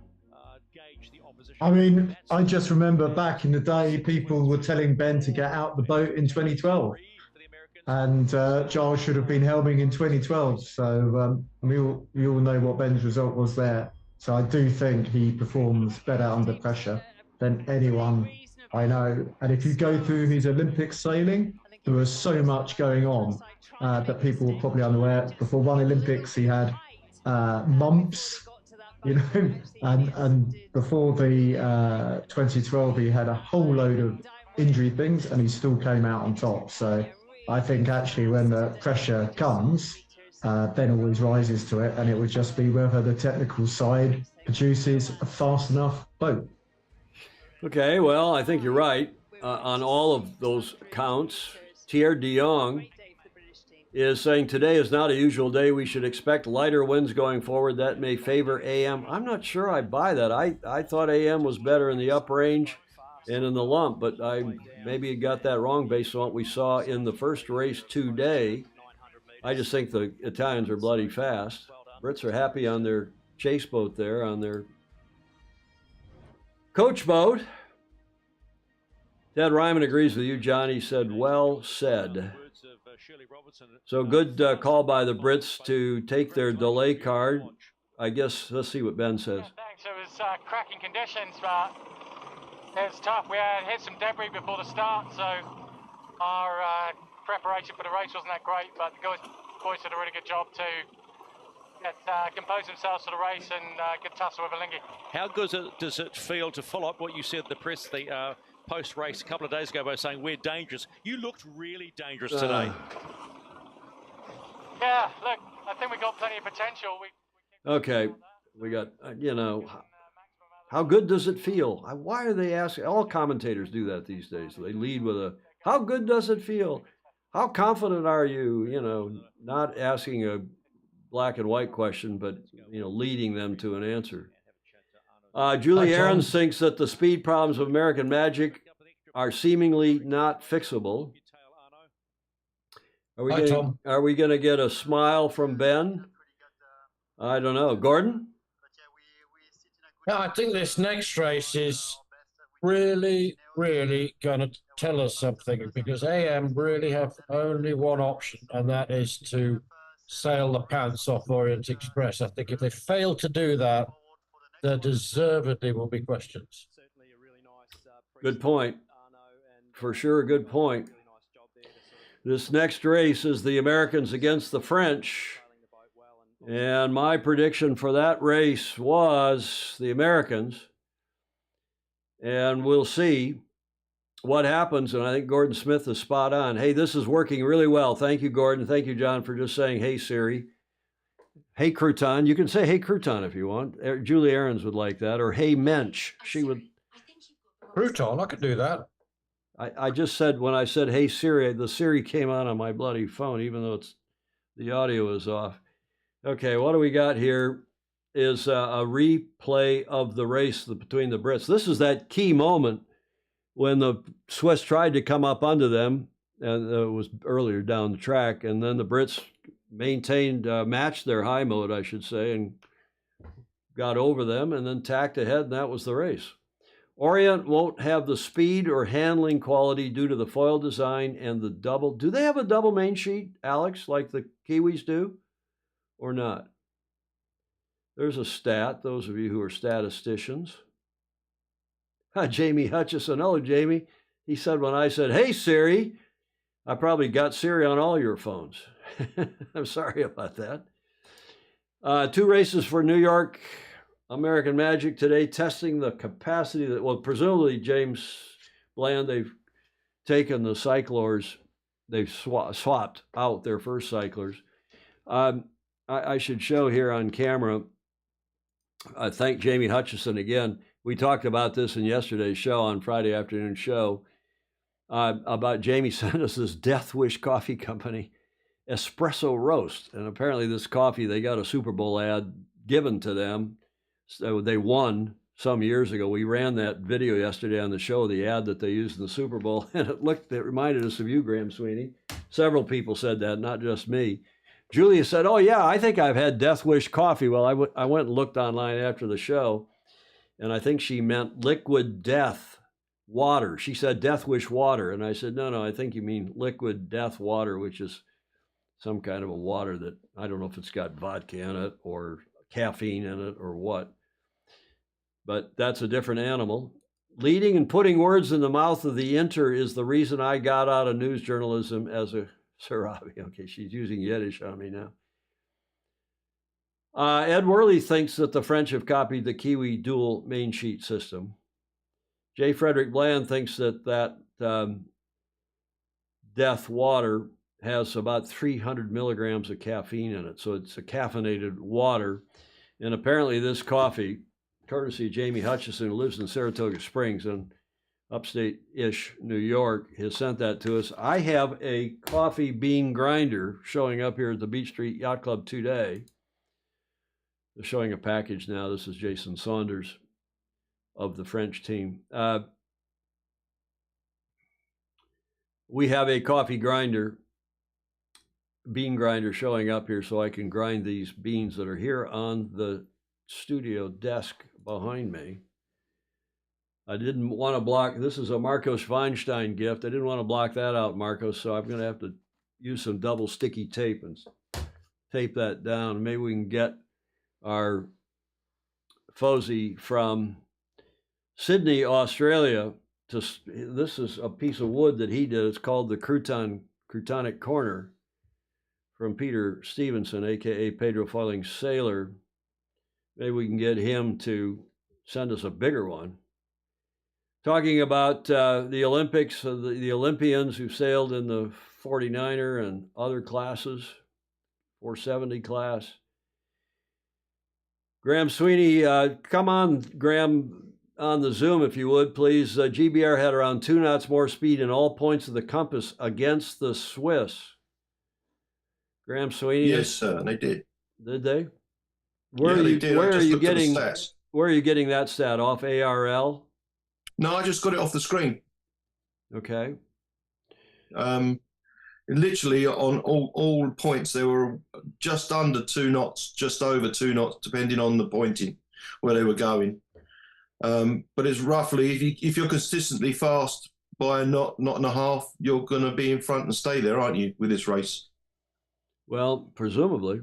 I mean, in any race, even if you're sailing slow boats and you're a knot faster than you're out, even if you're going 7 and 8 knots, that's a huge percentage of your speed if you're going a knot faster. As John Emmett likes to say, boat speed makes you look smart. Boat speed makes you a tactical genius. A tactical genius, that's even better. Can anyone guess what John Emmett is snacking on between video shots? Gordon Smith is asking. He's watching John on the Zoom. What are you snacking on, John? Well, just to upset you, Tom, pure sugar. Well, you can do that. You get so damn much exercise. You're young and you're fit. What is that? Looks like a microdot of something of LSD from the a microdot of LSD from the 1970s or 60s even. Just strawberries, raspberries, grapes, melon, that sort of thing. Well, then you'll be proud of me, John, because I've got a banana in studio for my early morning glycemic hit here. I don't normally eat a banana till lunch, but on these early mornings when I'm grumpy, Julie Aarons, that's maybe why I'm grumpy. I haven't had anything to eat since last evening. The FDA guidelines suggest modest coffee intake. Otherwise, you can suffer restlessness, nervousness, agitation, insomnia. Guess the Fozy and our esteemed presenter are ignoring advice, or is it the sailing that's causing the symptom? I'm not a big coffee drinker, Andy Cox. Thank you for that. I've got iced coffee, which further, and it's just one glass. That's just a cup, a regular coffee cup size. Plenty of ice, so it dilutes it. But maybe, Coach Rogers, maybe you're right. Maybe I'm just hangry this morning. Hey, Tom. Sir. Maybe you should have some cod liver oil. It doesn't cure the grumpiness, but it gives you something to be grumpy about.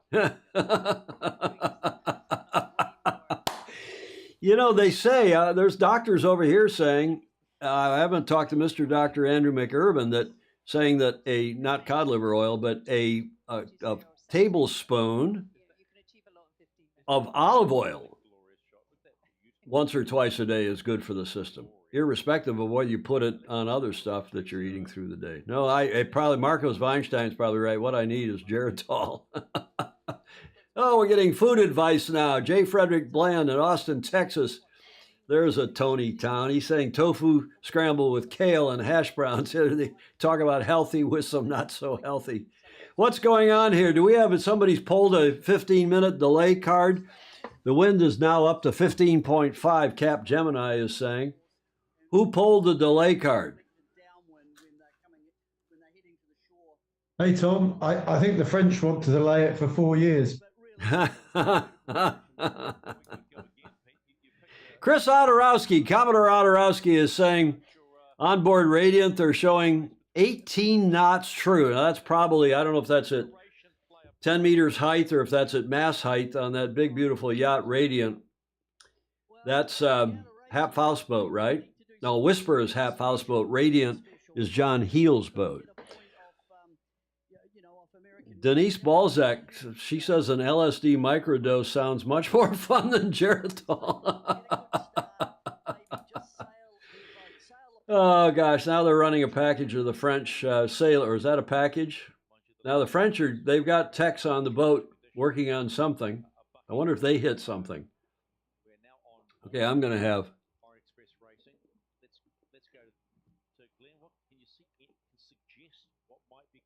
Yeah, Odorowski, Commodore Odorowski is on John Heel's boat.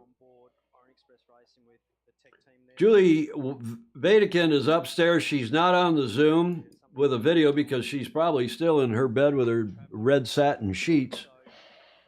Ed Worley says it's time for him to coffee up. Well, it's 6:35 here now in the morning on the West Coast. And it's not only that, coughing up, you know, I have to get up at 4 to push the buttons in here and get this thing going. Check in on all the emails and talk to Richard Gladwell and to Claire Harrington and Chris Otorowski and whoever else has texted me overnight.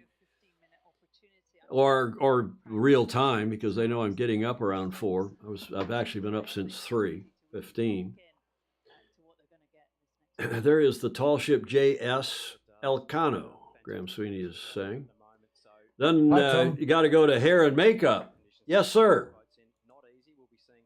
I was just looking at the matches to come, and actually, I think if they sail it, the last match of LRPP against Ineos, again, it's almost a repeat of the first match of the day, to how much it positions the, shall we say, the leading teams or the most prominent teams at the moment. And I think that will be a really interesting race if there's moderate to decent wind.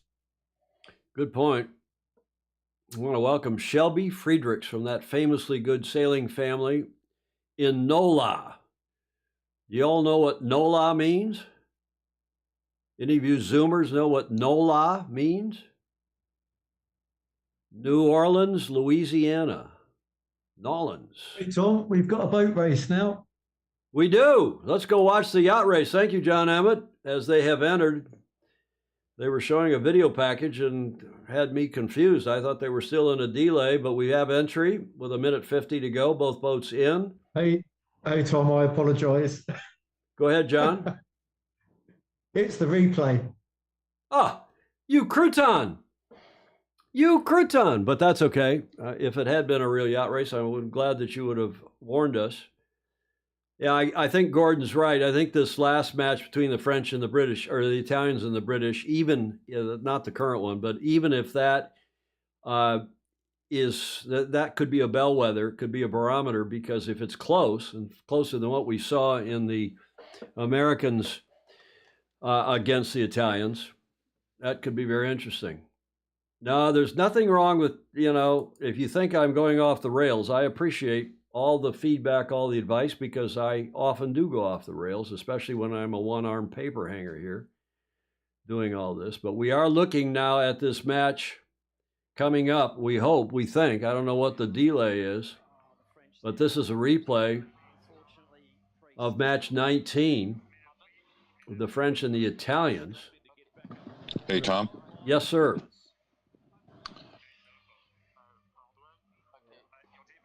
You were there, and then you got cut out. You're muted, Ed. American Magic tweeted out they started at 15:50. Who starts at 15:50? The races start at 15:50. Oh, okay. Today, next race. Gordon Smith thinks I need some coffee cake. No, I don't eat sugar, Gordon. Okay, thanks for that. So you're watching a tweet stream, a tweet storm from American Magic. Yeah, I'm getting their tweets from their support team when they're talking about what's going on in the races before and after the races. There's this replay. You can see this OCS penalty. I'm also getting texts constantly from people. I don't pay much attention. I don't have the text notification on. Did I see Annie Gardner on here? Annie Gardner, how long is the delay allowed to be? I think, Annie, it's in the round-robin phase. In fact, during the Louis Vuitton Cup, each phase of the Louis Vuitton Cup, each team gets one 15-minute delay. Now, maybe that changes when they get into head-to-head racing. Does anybody know? Hi, Tom. Gordon? Can I just ask Ed what's his overall impression from the text he's reading from the support team? From American Magic? Indeed. Ed? There's probably some, intern doing that, Gordon. It's probably not very informative. But what do you think, Ed? They're texting out just what's going to happen. The race is starting at 15:30. There's not really a lot of insight coming from it. It's just little status and updates. That's all it's coming out. So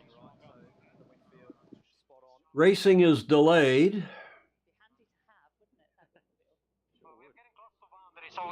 Yeah, it's still commentary coming off. Little gain to the French there with that right-hand shift, but Luna Rossa will be looking to just line up. Peter Worcester is on. Hello, Peter, who's in Rhode Island. What does LC mean? From LC, Rhode Island. Is it too windy? Marcos Weinstein is asking. I don't think so, Marcos. I mean, the upper wind limit is a Little Compton. Thank you, Peter. Of course. Hi, Tom. Gordon? Yeah, I was just, I watched Mozzie's vlog last night, early this morning, and in general, without commenting on one particular team or another, he does raise very interesting points about the human energy aspect of the design package and how the teams have had to balance the amount of human energy on board with the number of things they're controlling and how they've managed to reach a compromise. And indeed, does it affect AM? Does it affect ETNZ? I think it's a very interesting, I don't think he came to serious conclusions, but I thought it was a very interesting discussion. Thank you for that. We're always in favor of interesting discussions here. While we're in this delay, does anybody have any idea why we are in a delay? Has somebody played a 15-minute card? Larry Kennedy's in Oyster Bay. Must be out helping at Oak Cliff today. Hey, Tom. Sir. American Magic just tweeted the reason for the start being pushed back is that France has pulled one of the delay cards to give them time before the race starts. Okay, so it is a delay card from the French. Yeah, Gordon Smith is saying the same. Well, that's what we thought. We talked about that, I thought, 15 minutes ago. Guy, don't call me Guy. Guy Briere. Hello, Guy. Another Southern Yacht Club, meaning NOLA, meaning New Orleans. Stalwart, often further east toward Pensacola on the Florida Panhandle. Good morning to you, Guy. Too bad you're not coming to Stag Cruise this year, Guy.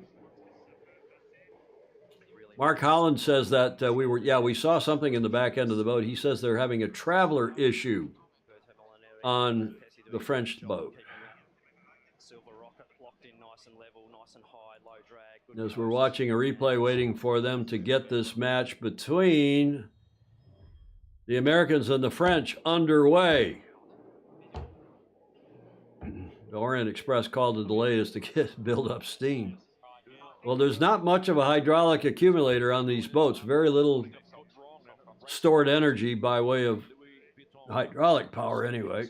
They'll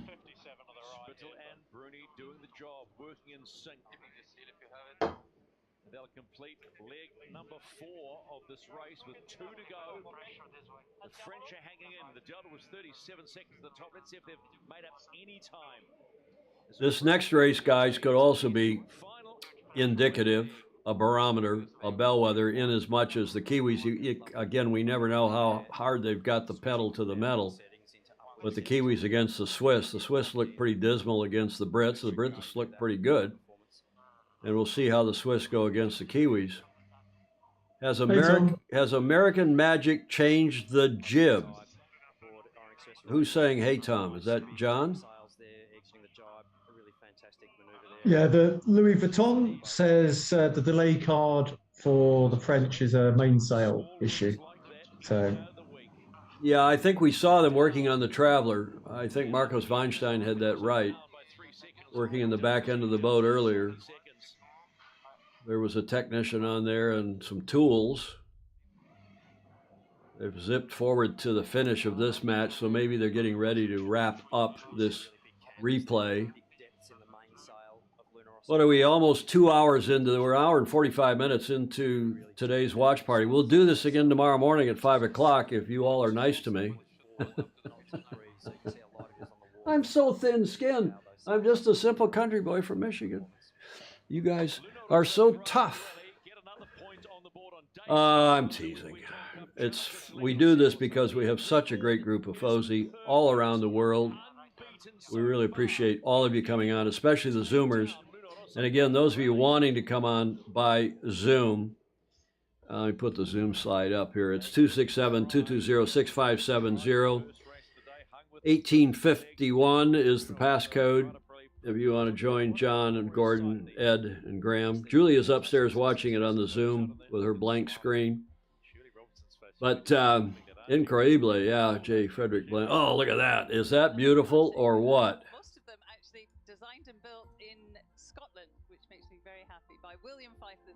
Classic yachts. By the way, I put a picture of the J-boats up on my Facebook page this morning. Here we go. We got a yacht race going. New York Yacht Club and an American Magic against Orient Express team, racing team from France. I like the graphics. I actually ran a package yesterday on we ran a segment on our show, our regular Tuesday and Friday show that airs here at 1300 Pacific, 2000 UTC. And I was quite complimentary, as most of you have been, of the television coverage. It's really been, I think, the vision. Leon Sefton and co. doing a great job. And it's you can nitpick some of the stuff they're doing. I think we all wish they'd put the wind direction and strength on the screen, if not full-time, nearly full-time. Let's go quickly around, starting with John Emmett on the Zoom. John, what's your call for a winner of this match, the Americans against the French? You always give me such hard questions. I feel a bit sorry for the French. I hope they can make it around the course, because I think it's the sort of conditions now above 14, 15 knots where there's likely to be unforced errors. And I think American Magic can probably use it as a bit of practice for their manoeuvres, but we will see. I mean, the start time should be in about 3 minutes. So the fact we haven't gone to the boats makes me wonder what's going on. Now, you're right, 3 minutes 22. So I just quickly from Gordon, who's going to win? One team or the other? It's not going to be the French. Okay, thank you for that. If the margin is not huge. Thank you, Gordon. Who's going to win is what I want to know from Graham Sweeney. I'm just going to say the French and be wrong. How about that? Okay, good. We got somebody who's contrary-minded. Ed Worley, who's going to win? The Americans or the French? American Magic. American Magic. Okay, I should have asked you all by how much, and then I would have gotten probably a minute and a half discourse out of each of you. But let's go to the coverage, because we're approaching the 2-minute entry period here. Hopefully the French have got whatever their problem will win. J. Frederick Bland says the Swiss will win. Jeff Kalustian says American Magic will win. Annie Gardner says American Magic will win. Anybody else? Chris Otorowski says American Magic. Richard Lawton. You're all chiming in and saying American Magic. Marcos Weinstein's gone out on a limb. I like that, Marcos. That way to go. Delta at the top mark will be 31 seconds. Not 30 seconds, 31 seconds. Place your bets, ladies and gentlemen. Graham Sweeney just commented as they are in on port tack well ahead. That is American Magic. They love this shot, the TV guys do. And okay, I see it's why it's interesting for non-sailors, but you know, it's not that interesting a shot for sailors, I don't think. 16 to 18 knots. It's as breezy as we've seen it in the preliminary regatta and now in the LVC rounds robin. A minute and a half to go here almost. French are in, chasing the Americans into the upwind, the right side of the start box. Yeah, maybe we should make some real money instead of having Patreon. We should get a betting service going. Who wants to run the Sailing Illustrated betting service? We could probably make some real money here. I don't think throwing your dirty air on a team here is going to be that useful in this much breeze. It is lumpy as well, as you can see. That's a good shot of the water. Chris Otorowski, you're out there. Put in the comments, if you would, what you think the sea state is, please.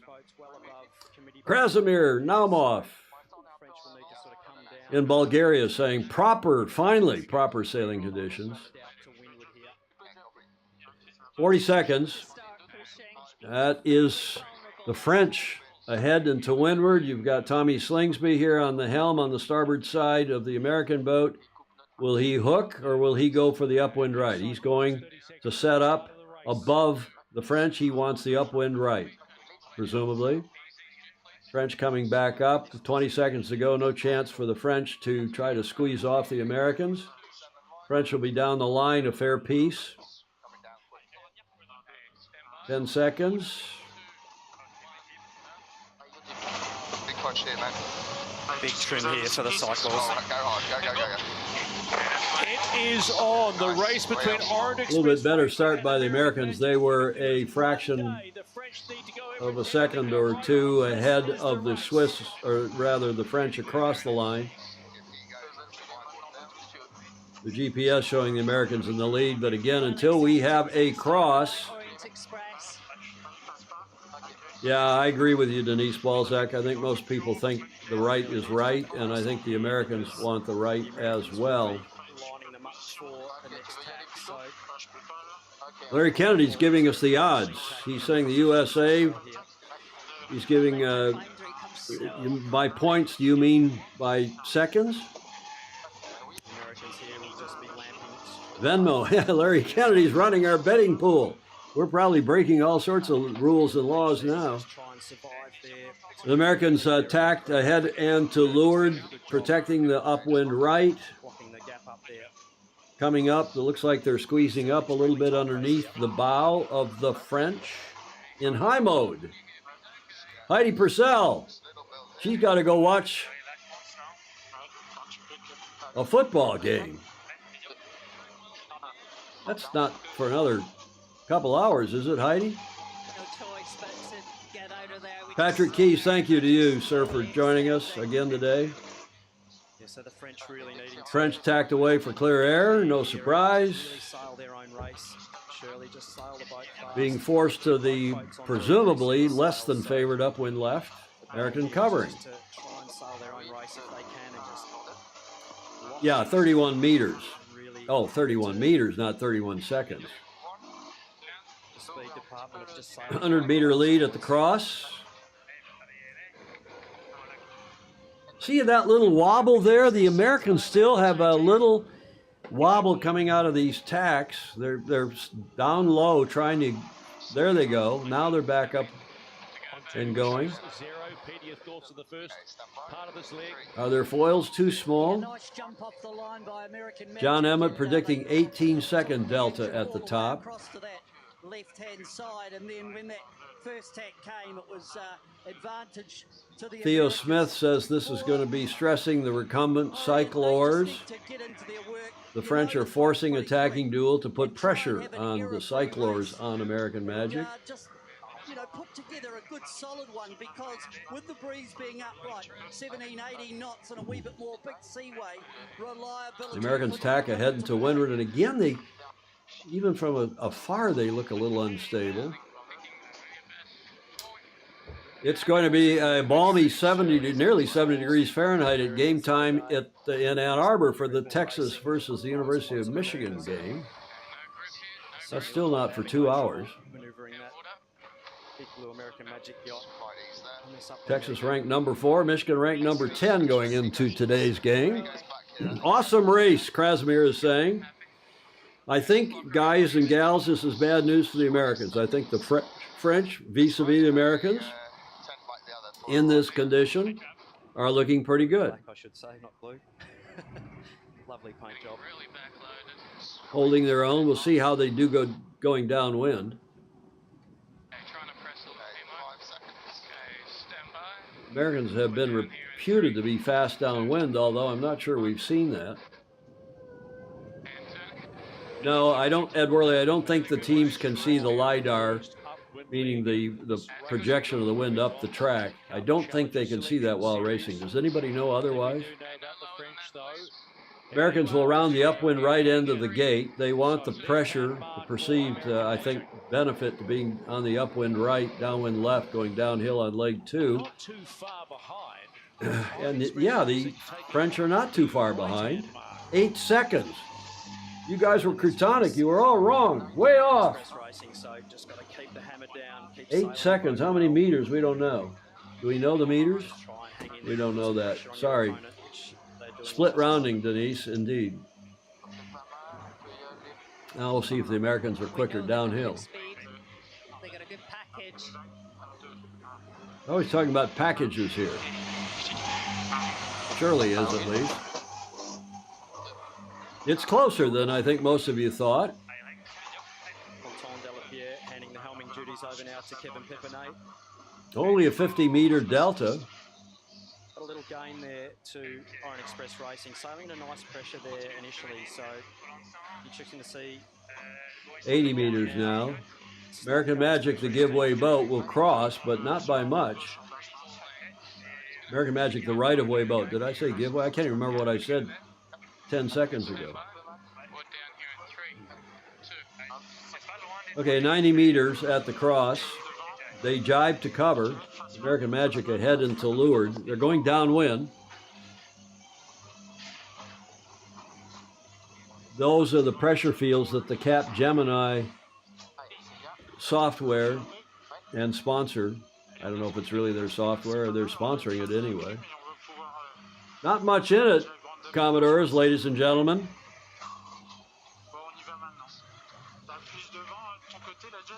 This is the race committee. We are moving the windward gate, shortening the course to 1.75 nautical miles. Shortening it to 1.75, so it must have been, does anybody know what the course length was before this shortening?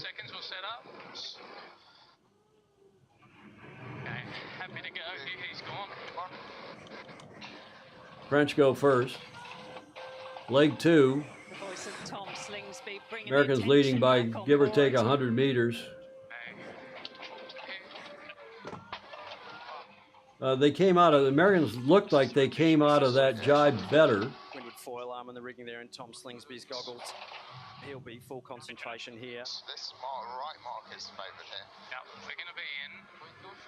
He is the right mark. Now, when the sailors say that, they mean the right mark looking upwind. They always reference the track and the marks and everything with an upwind orientation. Just looking at the both helms in there, that gives you an indication of anybody. Well, what's the wind speed? J. Frederick Bland thinks the wind is dropping. Not a smooth ride, which is hard to pick up on the TV, but it's almost 4 in the afternoon there, 1600, 1557 in Barcelona. Krasimir thinks it's increased, if anything. It's in the high teens, isn't it? Americans going to have a rather bigger lead now as they are laying the gate, rounding the left end of the gate, the upwind left. Had been an 8-second lead, and now it's, gosh, they just don't look very stable. But maybe none of the teams are stable in this lump. 14-second delta.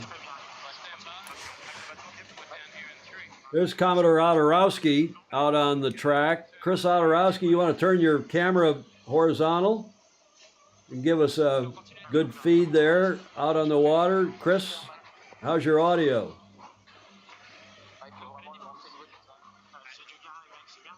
I don't know if we're going to get audio from Chris Otorowski or not. Commodore Otorowski, past Commodore of Seattle Yacht Club, trying to get himself unmuted. You don't think we're going to get you, Chris? So let's go back and watch the racing here. I see Julia is on the Zoom now. I don't know, Julia, if you know you're sending video to us up there in your red satin sheets, if you meant to do that. Maybe you do. Maybe you want to come on live, unmute yourself, and talk to us.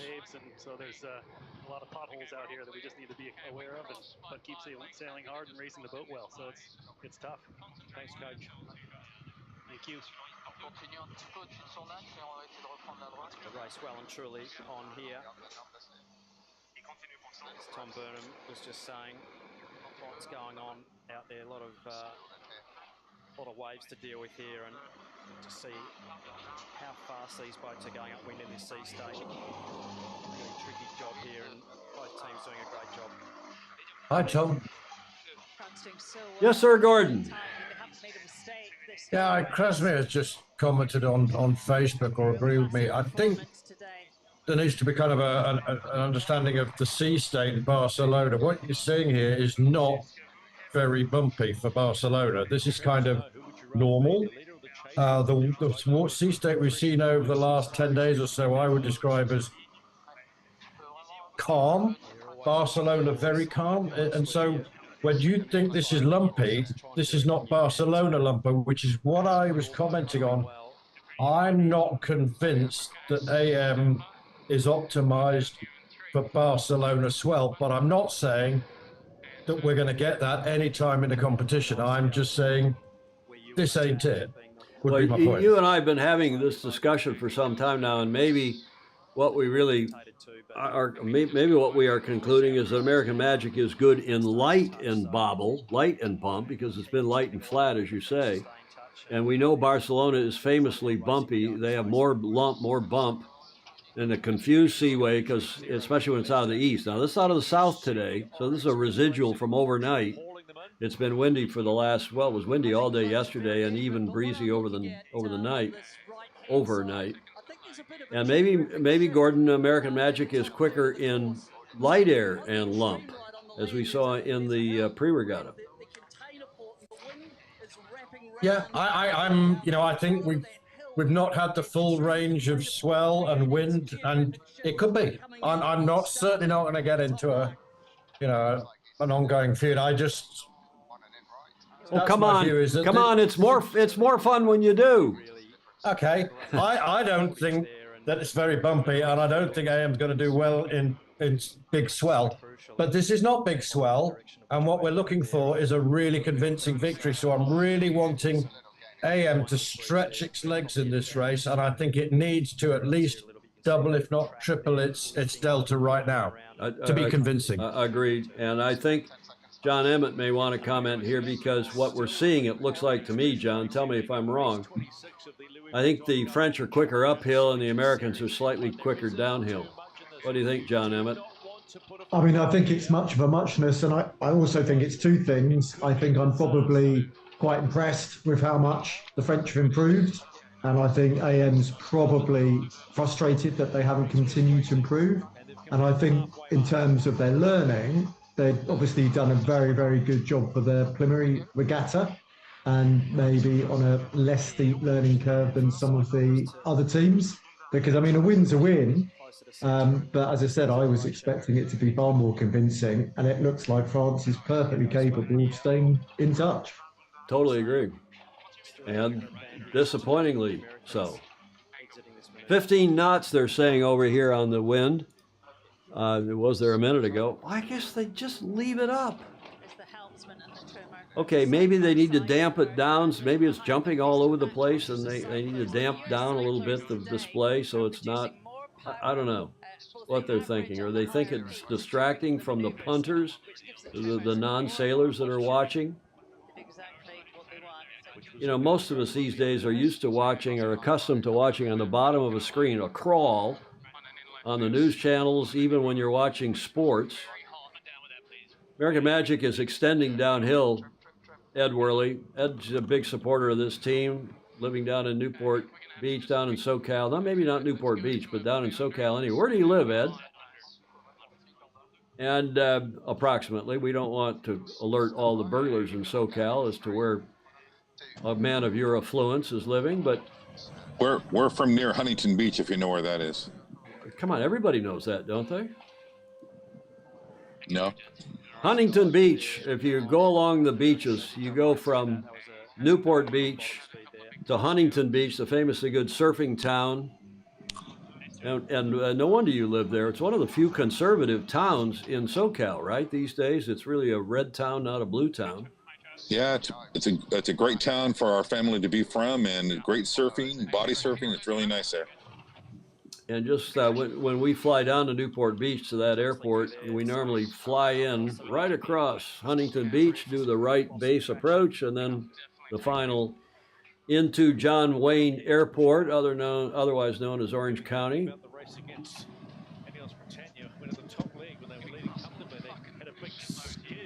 300 meters they've extended, so I think, again, doesn't give me a lot of confidence, even though they're up there now at more of the delta, Gordon, that you and I were talking about. Graham Sweeney, do you have anything to offer to the group assembled here on what you're seeing at your home up in Scotland? Well, Tom, you forced me to go with the French anyway, so I'm sticking with it, as I don't want to be called anything for not sticking to my guns. Okay. So yeah, it is what it is, eh? Okay, you're a good sport. Annie Gardner is pleased with American Magic's gain. She is a hell of a good sailor and also a hell of a good multi-hull sailor. 20 seconds, the delta at the 5th gate. No, the 4th gate. They're now headed upwind on the 5th leg. I see Commodore Otorowski back, and I see somebody named Lee. I'm not sure who it is, Lee, but welcome to the show. And if you want to comment, put your face in there and say, hey, Tom. And we'll see what you have to say about all this. Looks like on the Zoom, looks like they're getting ready with some. Lee, do you want to comment? You're still in this, Thierry. Where do you think you can get them? We are fighting for the right side of the start and the right side of the course. Currently, we didn't get it. You got to unmute yourself if you're going to comment. Keep pushing and Lee. we see what's going on because they're doing a great job. Chris Otorowski, let's go to you. I think we hear your audio. Well, it's to be an exciting next 2 legs here. It's pretty close. Pretty bumpy out here. I think we're still at about 16 knots through. And everybody's having a good time out here. Okay, well, thanks for coming on. Chris, the past Commodore of the Seattle Yacht Club and the immediate past Commodore of the Cruising Club of America, longtime friend, great sailor, also a member of New York Yacht Club, as well as the Beach Street Yacht Club here in San Francisco, and of course the Seattle Yacht Club, probably a handful of others. Coach John Rogers, who's been on the Zoom in past days. Annie helping to get the Bessemer Beach Road Reachers Windsurf Club up and going again in San Diego. Nice comment, John. Yeah, that boundary overlay, I think there's a warning track. I'm not sure who ship 7 is, but it's an interesting comment. As the Americans heading up the 5th of 6 legs by 370 meters.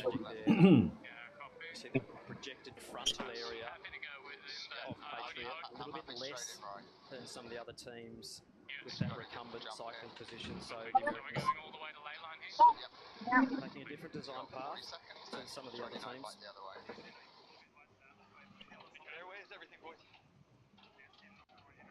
Okay, well, all of you American Magic fans will be a little more comfortable now with this lead.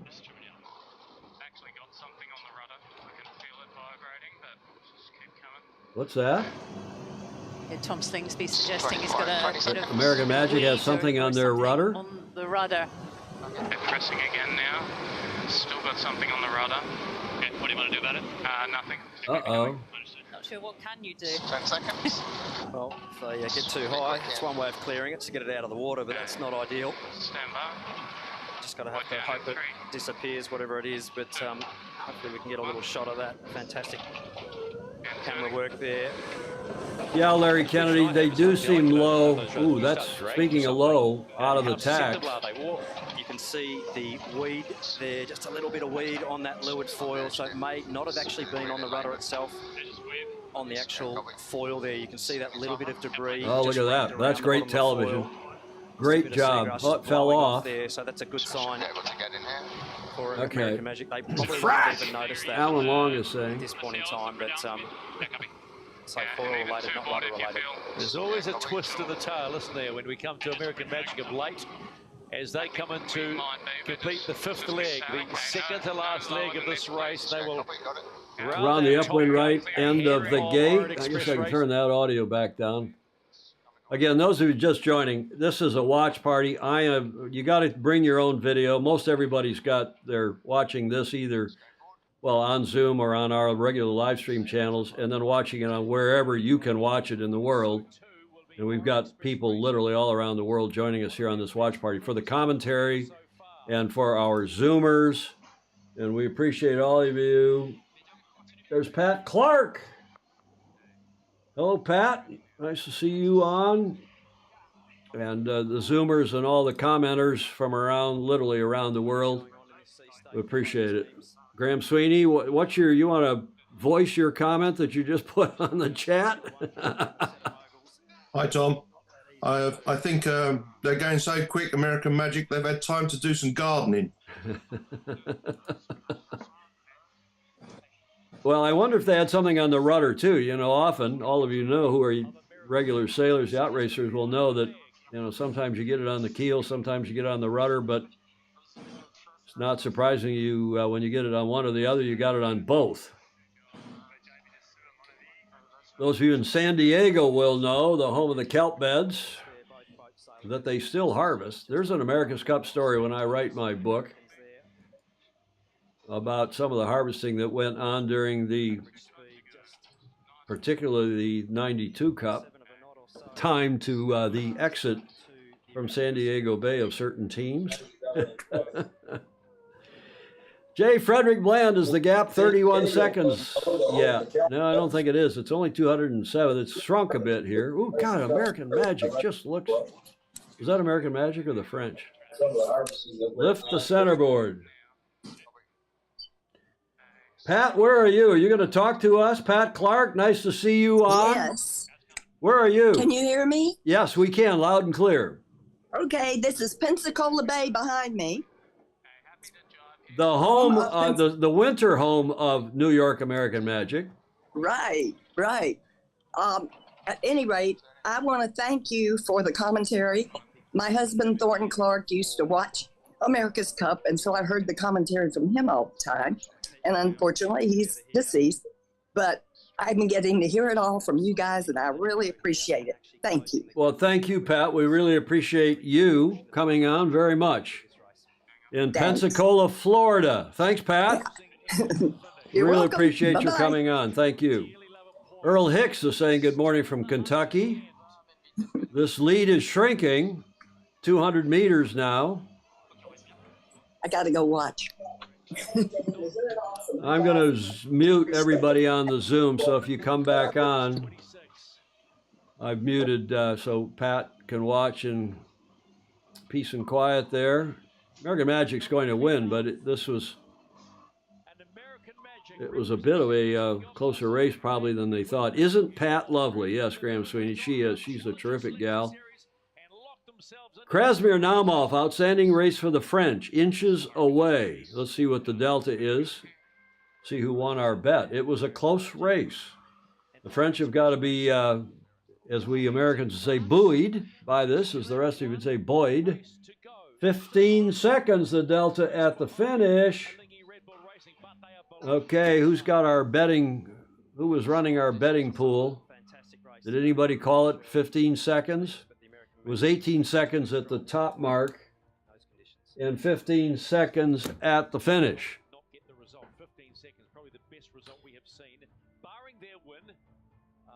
Oh, man. Hi, Tom. Please, Gordon. Well, I think I mentioned I thought a victory any less than 500 meters would leave AM with quite a lot to think about, and I think that's exactly the case. I'm not sure they showed dominance in the way perhaps they should have done. Yeah, Jamie Hutchison's agreeing with you. He's saying AM won, but way too close. And Trey Ritter. Hello, Trey. Thank you. Really enjoying the commentary. Go American Magic. So there's an American cheering for the team that had I think most of you would agree, Patrice Rockland is saying, woohoo, American Magic. Yeah, okay. Stingray's happy that American Magic won, but not by much. I agree with Krasimir Naumov that his comment up there at the top of the list of comments, it was an outstanding race for the French. Well, I'm not sure it was an outstanding race. They didn't win. And again, the French needed a win. They need every win they can get if they're not going to go home on Monday, assuming the racing is over tomorrow. Chris Odorowski, can you hear us out on the water? He's probably pausing for the... Oh, there he is. Chris, what's the feeling there among the New York Yacht Club crowd out on your boat, Radiant, today? I would say very pleased with the result. Everybody had a good time out here today, but the race is a little closer than I think we thought. Yeah, we're up. It's going to be a good time in the compound tonight. Yeah, J. Frederick Bland is saying a win is a win. And James down in, like you, Chris, a real spark plug in our sport. He is a real leader in our sport down there in Texas. He's Commodore of this and Secretary General of that, and just a leader and helper in our sport, as you have been, Chris Odorowski, for many years. Are you going to be Commodore of any other clubs before you call it a day? No.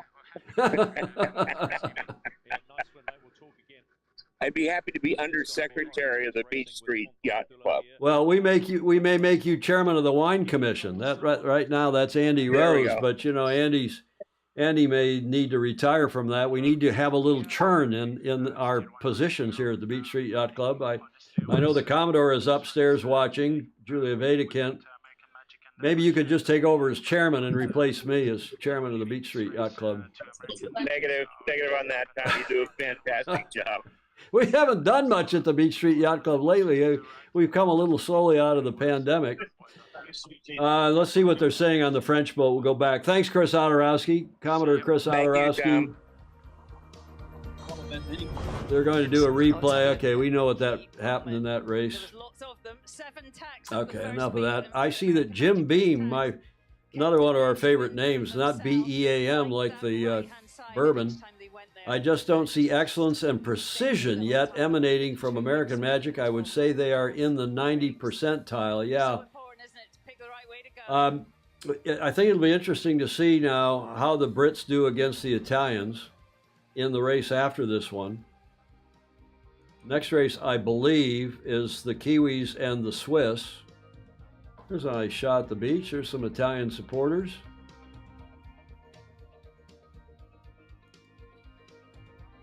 It's a watch party, Commodores, ladies and gentlemen. We are watching ESPN Plus here in the States. If you're just joining us, we'll do this, God and the Internet willing. We'll do this again tomorrow morning at 0500 Pacific, 0800 on the East Coast, 1400 local time in Barcelona. Rick Bannerow is going to go do some shooting at the Stanford Danish Challenge, the friendship race there in Stamford, Connecticut. They're going to run a package here featuring Red Bull Alinghi Racing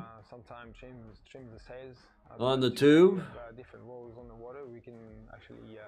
Danielle B is not sending us video, but I see Danielle B on the stream. And a Lee somebody. Hello, Lee. It's a gentleman, I think, we saw in the image on my this display down here. I've got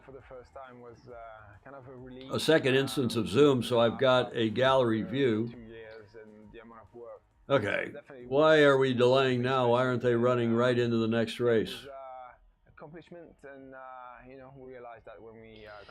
I'll go to the slides for a minute here and again look at our predictions because most of us, I was wrong on the second match today. I predicted the Swiss. Most of you had the Brits ahead of the Swiss, and that was the right call. I was wrong with my check mark there. We were mostly right. I think everybody had, except one person, we won't mention who, up in Scotland had that race wrong. The Americans over the French, as you've just seen. Now the Kiwis, most everybody thinks, I'm sure the Kiwis will beat the Swiss. And then finally at the end, we've got the Italians against the Brits in the final match of today. We're an hour, 2 hours and 20 minutes into our watch party today. If you're just joining us, I'm live in San Francisco at the Beach Street Yacht Club at Studio B. My co-host, who's normally here over at her desk, is upstairs in the Commodore's suite, Julia Vedekint, And she was with us on the show yesterday, of course, as usual. And we'll see what happens here. Then tomorrow, we've got, if they get all these races in today, we've got just 3 races remaining tomorrow. French against the Brits. My choice is the Brits over the French. The Italians against the Swiss, and most people would take the Italians at this point to continue to complete as their series undefeated. And then the final race tomorrow, the Kiwis and the Americans. The Americans. And then that's it. If they get all of these matches in, and then it's a lay day, it's a reserve day Monday, Tuesday, in case they don't, or if for some reason, somehow the French and the Swiss are tied, there'll be a race-off on Monday, or whatever the reserve day is the following day. There will be a race-off between those two teams. Not a who beat who. You don't go back through it in the notice of race, in the sailing instructions for this event. If there's a tie for that last place, there's a race-off. 16:25, so in 4 minutes from now, Mark Holland says, is the next scheduled start time. Indeed, we're starting to get some faces up here on the screen. There is ETNZ, led by Pete Burling and Nathan Outeridge. And there are the 8 sailors, the cyclers for this race. They presumably are fresh for the day. John Emmett does eat a lot. Look at that. The guy is something else. Being the young, fit guy that he is. What time is it there in England, in the UK? It's 15:21, so that's an afternoon snack, or is that your lunch, John Emmett? Who's going to win this race, John Emmett? By how much?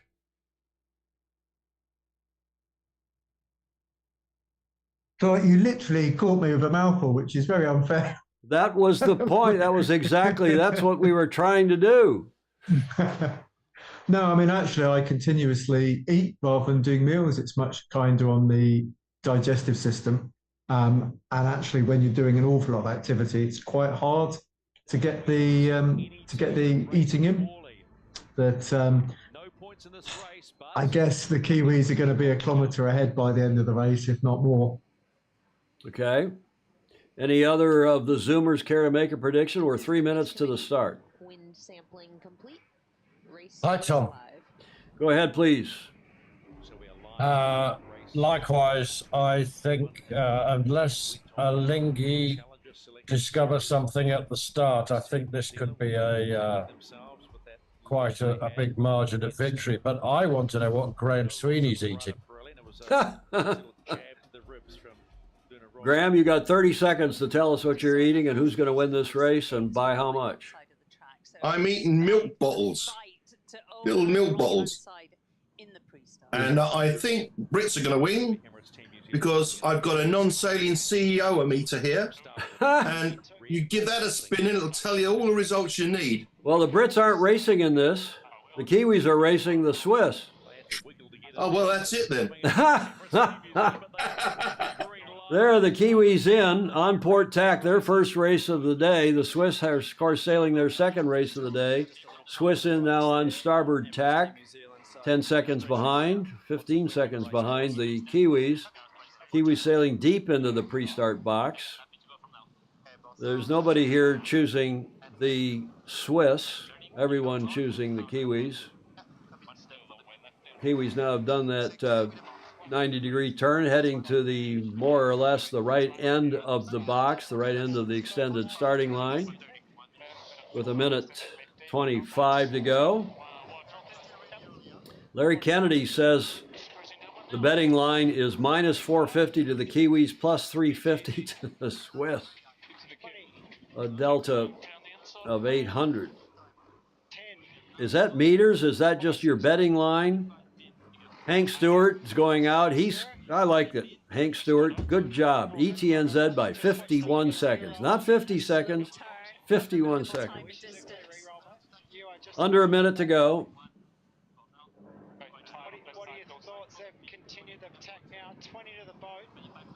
Looks like the Swiss want the right. The Kiwis are already heading back.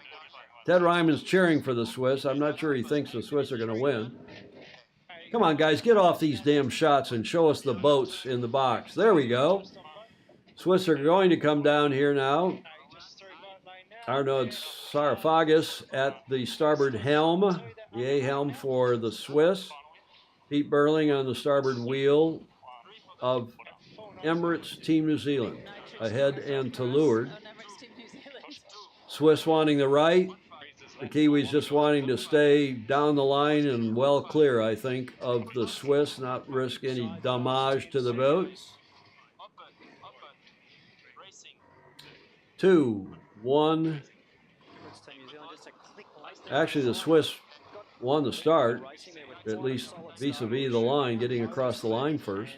Bow down, pressing on the jib, so early advantage to the Swiss.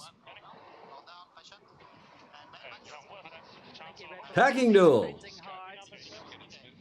Great start by them. They were fast, on time, on the right-hand side.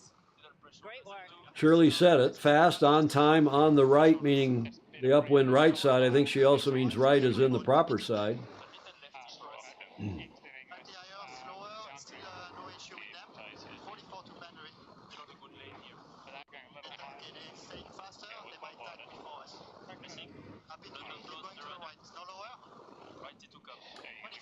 A little difference in jib size here. The Kiwis have a number, 4 on, number 4 jib. And it looks like the Swiss have a number 3 on, to my eye. The teams have relatively different numbers sometimes.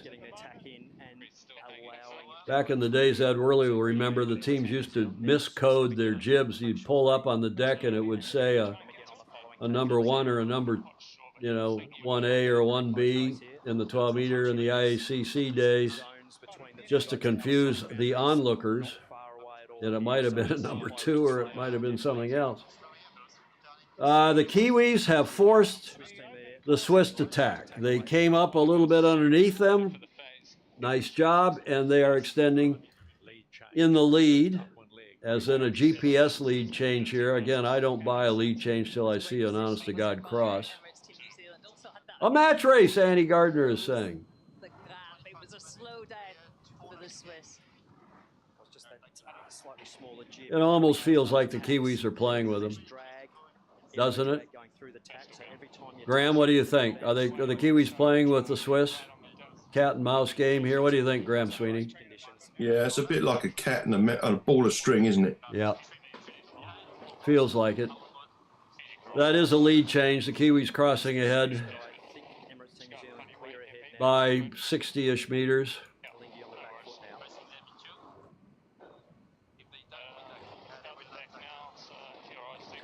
To the surprise, I'm confident of absolutely no one on here. What's Peter Lester saying? The Kiwi commentator. I don't see too many lead changes in this sort of racing in these conditions. And for Emirates Team New Zealand, they were well behind off the line. It wasn't a great start by Peter Burling. Oh, gosh. They were well behind. No, they weren't well behind. Well behind is when the other team is plopped down on their foils and they're 500 meters behind off the line, Peter. Well, he'll get a little star in his book for trying to make this sound interesting, although it is close. Look at this. The problem for the Swiss is they've got a tack to do, and the commentators get all excited. Oh, it's 0 meters. Well, by the time they come out of the tack, and this is the right-of-way boat, and they're laying the gate, so they're able to sail straight into the gate, I believe. And you can't call that getting close or even a lead change. And ETNZ rounding the upwind right end of the gate. Because, again, we think there's more pressure in this southerly on the west side or the downwind left side of the track. Alinghi not wanting to tack it, wanting also to get to the downwind left. As the Kiwis lead by 7 seconds.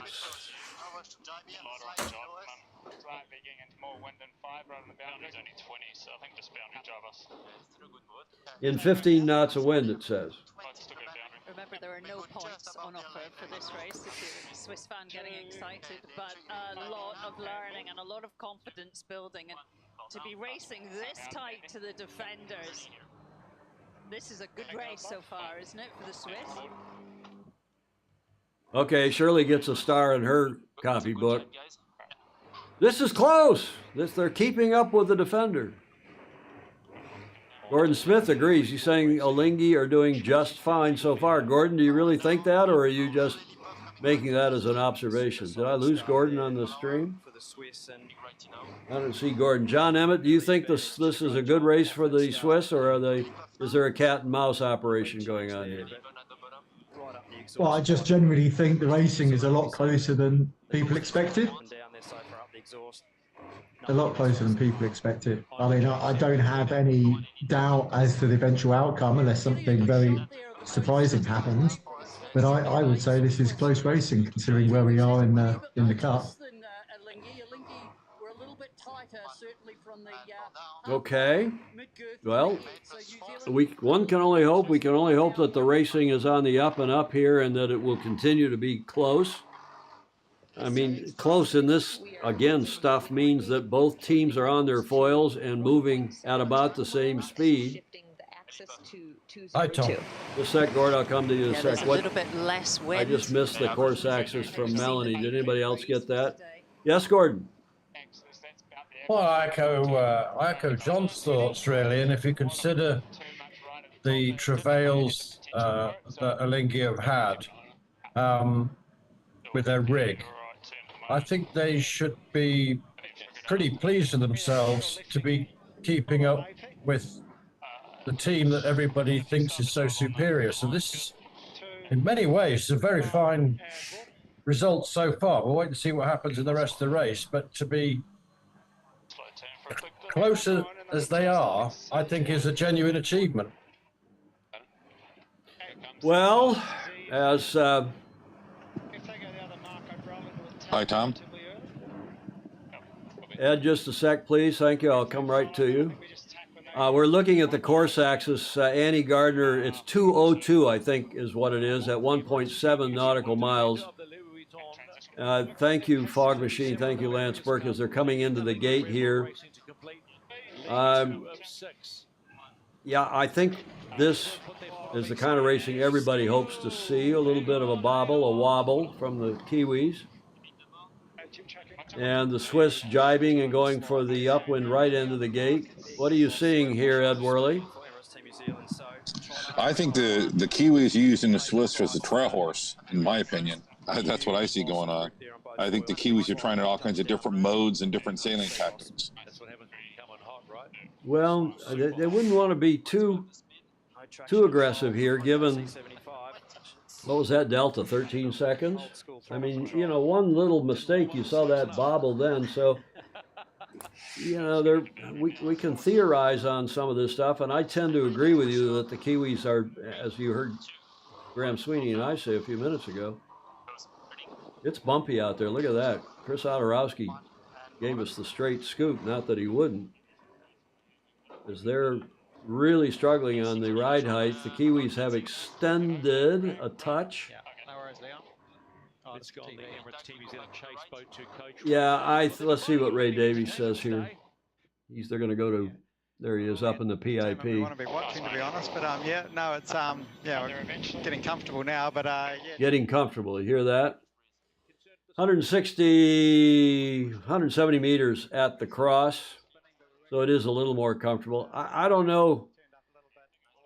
I don't know, Ed Worley down in SoCal, Huntington Beach. It's I think the Kiwis are sailing a good conservative game, not maybe doing as much cat and mouse stuff as you think, or as even as Graham and I thought. Nice branding there for Omega. The TV guys, no doubt, under orders to give the Kiwi branding, the Kiwi sponsors, plenty of visibility, because after tomorrow, they're not going to be racing. They are done racing and will not sail, obviously, in the semis or in the finals of the Louis Vuitton Cup. Krasimir Naumov, what's that mean, the ghost boat prediction? Is that the computer prediction? Yeah, there's that wobble coming around the through the gate there at the end of leg 2.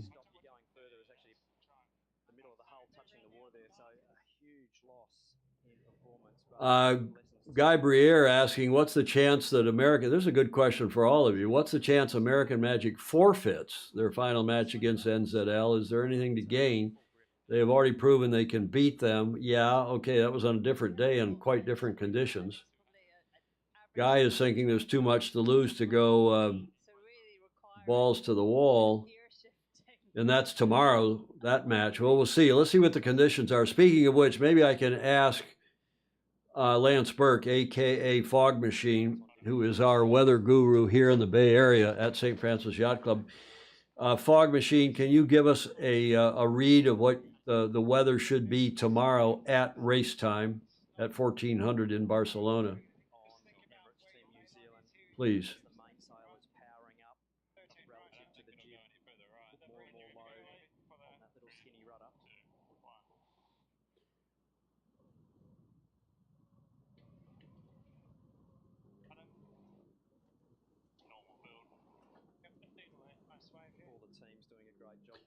Ed Worley is saying he thinks that American Magic needs to race TNZ to keep improving tactics and techniques. Yeah, I think I'm agreeing, Guy. I agree more with Ed, but maybe Ed's right. Maybe American Magic will just say we need time to go work on things, not to go give the Kiwis any information. And Lance Burke is going to get us a weather report in a few minutes. He's going to check very carefully. There they are. There's the live television coming off of ESPN Plus. I commend it to you. It's only $11 a month here in the States, so you can buy it for a couple months and have a, $22. Watch the America's Cup. It's actually $10.99. It's 2 cents less than that. Let's see their wobble going through the gate. A little bit of hobby horse, but pretty steady on the Swiss boat.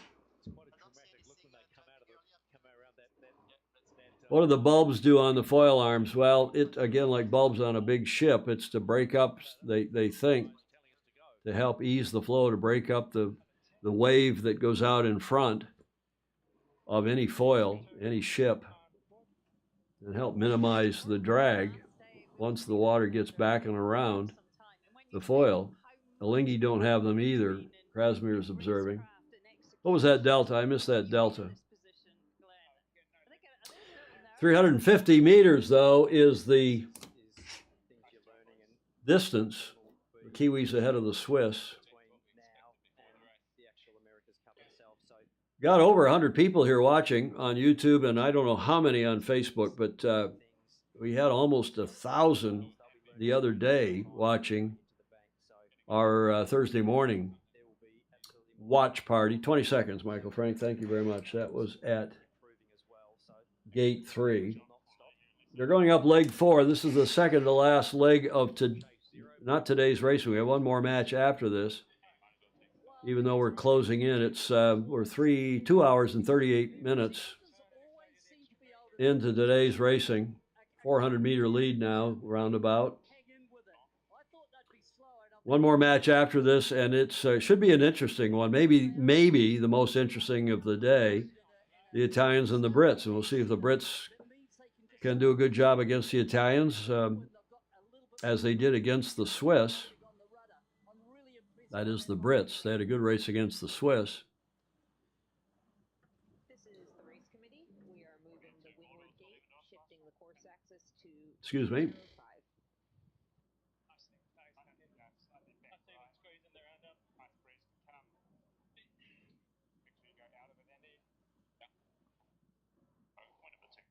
Sir, should have said you're a bit windier and more right down here.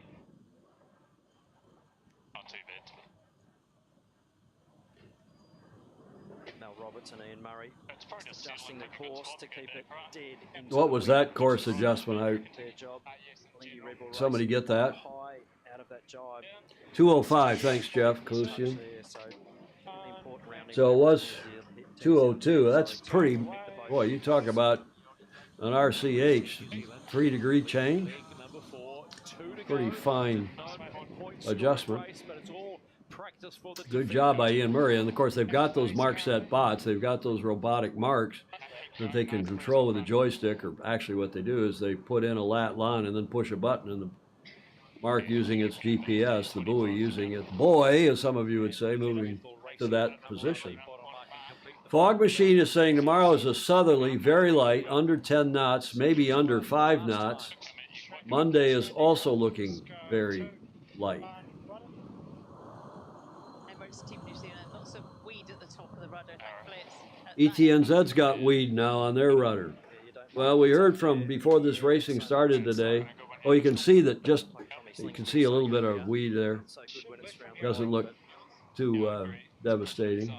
That hasn't seemed to have affected their speed vis-a-vis the Swiss. Off we go to Willingham Red Bull Racing's chase boat and their coach, Pedro Sabello. Great start, Pedro. Great start. Yeah, very good start. I mean, after the first race, the goal for us was really to ancient history.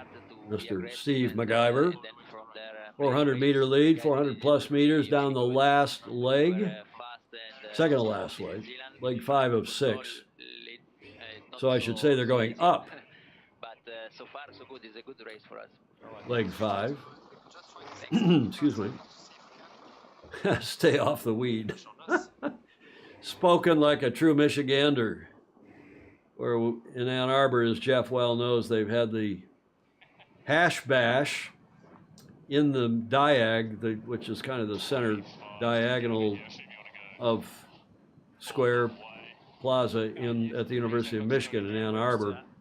The diag, as the students call it. And they've had a hash bash there on or about April Fool's Day every year since the 70s, maybe the 60s. And of course, now possession in small quantities of probably THC, whether it's marijuana or as hash, is legal. Since when was weed performance enhancing? Gordon Smith is asking. Yeah. Well, you're talking as one who's never, other than having an experiment, and unlike Bill Clinton, I did inhale back in my college days at the University of Michigan, but quickly said, how can I play hockey? How can I go sailing at a competitive level if you're stoned? Even for a moment. Julia upstairs does not like drugs because she has control and authority issues. She wants to always be present and in control, and I suppose most of you are the same. Helming duties at the moment. Nathan Outridge having a look. Ship 7. I wish we knew what your real name was, Ship 7, because you're giving us interesting commentary here. Jeff Kalusian. Yeah, that American Olympic snowboarder. Is THC now, is that still a controlled substance? Is that something they test for in the Olympics when they do their doping? John Emmett, do you know the answer to that? You must know as an Olympic coach. What is what's the current rule on tetrahydrocannabinol, the active ingredient in pot in the Olympics, John Emmett? I must admit, without going through the water stuff, I don't know. I mean, I had 2 very nervous times. One in 2012 when Lily had a very sore throat and trying to get some cough medicine that was non-steroidal, because if she won gold and got tested and I'd given her the wrong one, that would have been very scary.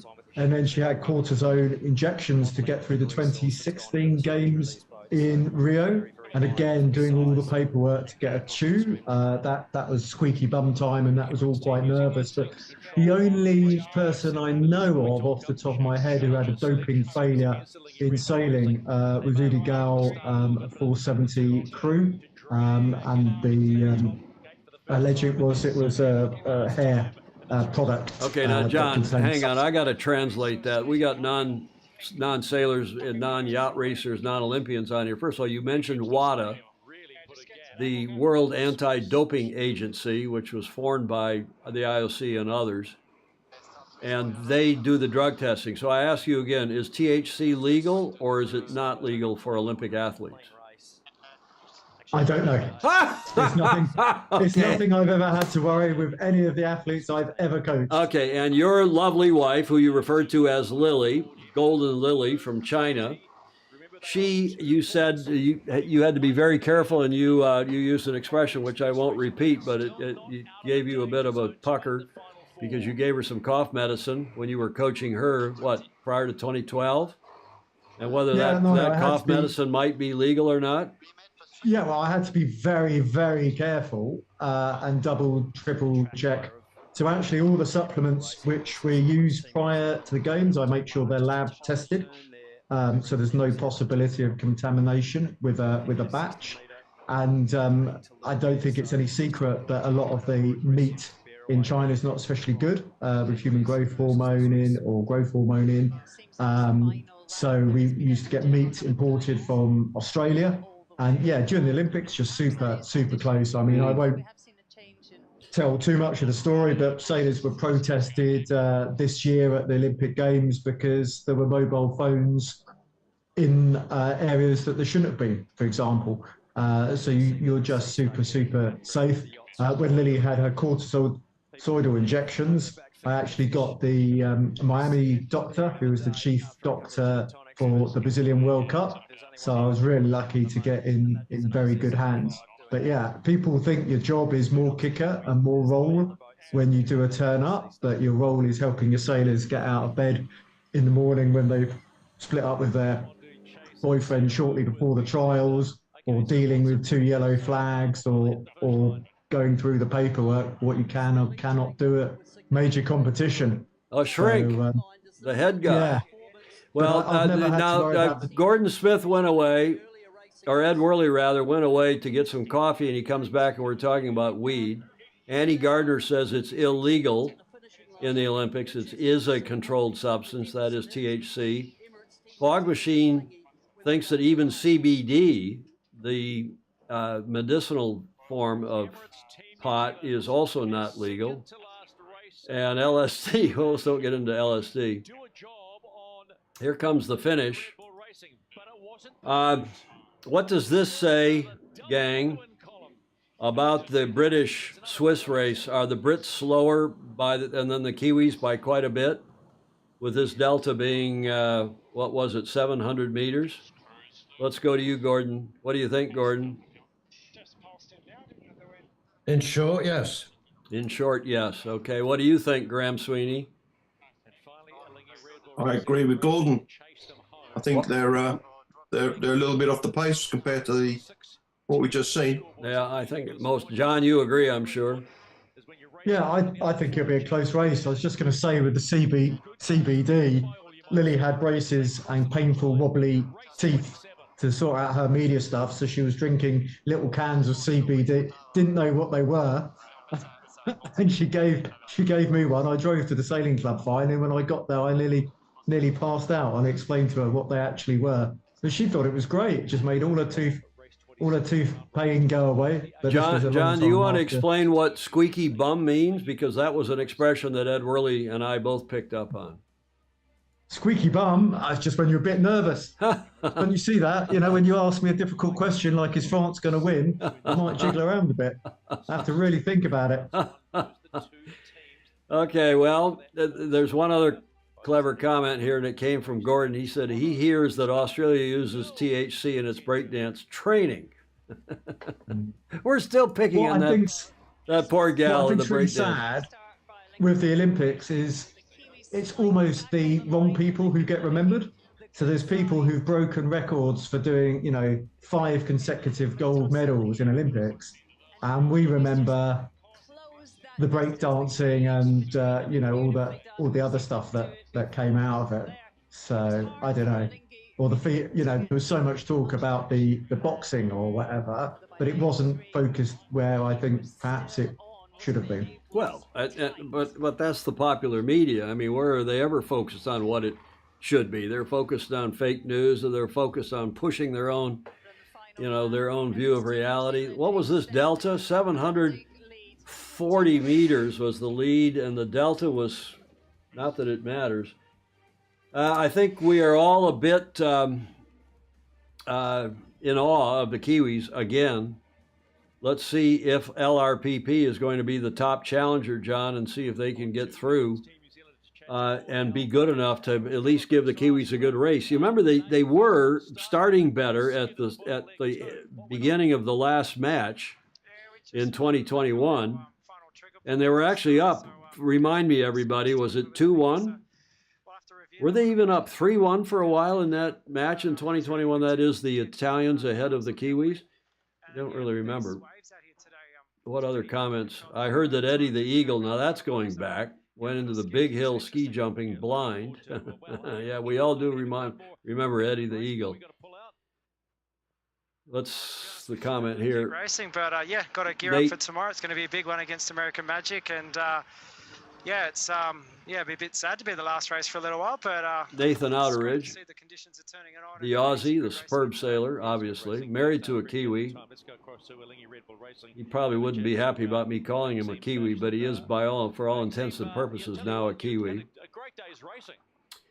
Married to Emma Blackman, who's the daughter of Ross Blackman, who was the head of ETNZ back in the 2000 era. How's that for pulling some arcane esoterica trivia out of my proverbial hat? Alan Long, if you're still on here, I have your hat that I put on yesterday briefly during the show. Thank you for sending it along. Mentor Harbor Yachting Club, which is his home club up there in Cleveland, on the east side of Cleveland, near where Julie Ahrens is. We celebrate yacht clubs because they're the spiritual heart of sailing in most of your countries, probably all of your countries. And of course, sailing centers as well are important. And we appreciate the contributions that all these clubs make, including and especially our FOSI people like our Coaching Corner contributor, John Emmett, the CCC. Hi, Tom. I don't know if it's of interest, but on YouTube, they do the polls for the racing about who's going to win the next race. And it's unbelievably in LRP's favour. What, 90-10 or what? 80-20. I mean, it's changing at the moment. I mean, I think the Italians are better, but I would have sort of put it more like 66.6 recurring versus 33.3 recurring. So, yeah, I think in terms of confidence, it's obviously a really good time to be Italian. There are the stats. Yeah, I think you're absolutely right, John. I think everybody on here agrees. But this is the commentators again. Well, how does it feel? How does it feel? What do you, I mean, I'd rather know what they're thinking than what they're feeling, but I know that's the modern. There's that yacht again. What's the name of that boat? An Italian boat? Is that Bertelli's boat? Or sorry, Bertelli's boat. Is that Patrizio Bertelli's boat? He's got a classic yacht. He races in that racing on the French Riviera in the autumn, in the fall. Here they go, previewing this next match that none of us probably think is going to be won by the Brits. The Italians look very strong indeed, as do the Kiwis. Probably, again, to nobody's surprise. John von Londigan used to sail at Menor Harbor Yacht Club, I see in the comments. Interesting. That's a great club. Beautiful facility, big swimming pool right there on Lake Erie. East and northeast a bit of downtown Cleveland, where the Edgewater Yacht Club is. We talked about this on the show yesterday. And then out in Rocky River, which is a suburb to the south, to the west rather, on the south shore of Lake Erie, the Cleveland Yachting Club and the Mentor Harbor Yachting Club. They use the ING form of those words. John Emmett, was that you? Who was saying hi, Tom? It was me. Gordon. Oh, what's your prediction? Gordon, I want to know your prediction on this race. LRPP, but I would like to see Ineos, certainly in match race terms, being competitive in the start or aggressive in the start, and at the very least, I'd like to see them tracking them relatively closely. Well, no doubt. We'd all like to see that. I'd like to see them beat them.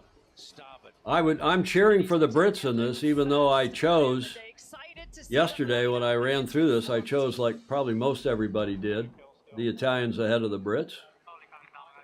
Rita! RB2, as they call it within the team. Krasimir Naumov out in Bulgaria, still on, has been on the whole time. Alan Long saying, yeah, there's no snobbery at those clubs, yachting clubs. Good clubs there. Lake Erie is a hotbed of racing in this country, and it can be rough. It's a shallow lake and a bit of wind, and it can be really rough quickly. Here come the Italians on port tack at the upwind left end of the line, entering just on time. Here come the Brits on starboard tack. A few seconds late, but again, there's no point with the problems apparently of the race software. Tom Slingsby's been pretty outspoken about it not being correct, 100% correct. Jeff Kalustian's picking GBR in this match. Anybody else? Yeah, it would be great, Earl Hicks. Everybody agrees it would be great. Marcos Weinstein he's saying it's the Italians, 75 meters in 8 seconds. The Italians ahead of the Brits. Anybody else picking the Brits? Not hoping for the Brits, picking the Brits. I don't see anybody else picking the Brits. Hi, Tom. Graham Sweeney has got his Union Jack pillow in the display. He's picking. Are you picking the Brits or cheering for the Brits? I'm cheering for the Brits and picking them as well. Okay, good for you. Good for you. Hey, Tom. Yes, sir. Ed, go ahead quickly because I want to go to the start. I'm picking the Brits. You are? Are you just trying to make trouble? You and Graham are just trying to make trouble, Ed. Annie Gardner is saying Luna Rossa by 300 meters. Jeff Kalustian's picking the Brits. Well, I've already picked the Italians, and I'll stick with them. As we see 30 seconds to go to the start, the Brits going to be down here to leeward. Italians well gauged, as we call that distance side to side, well gauged off to windward. Not going to be much interaction between the teams. Jimmy Spithill wanting the upwind right, apparently. They're both heading down a bit now to gain speed, and what, 16, 17 knots still? Pretty even start. Final race of the day, Steve MacGyver saying. John Rogers, Coach Rogers says the Brits will make a race of it, but Luna is going to win it. Going to take it.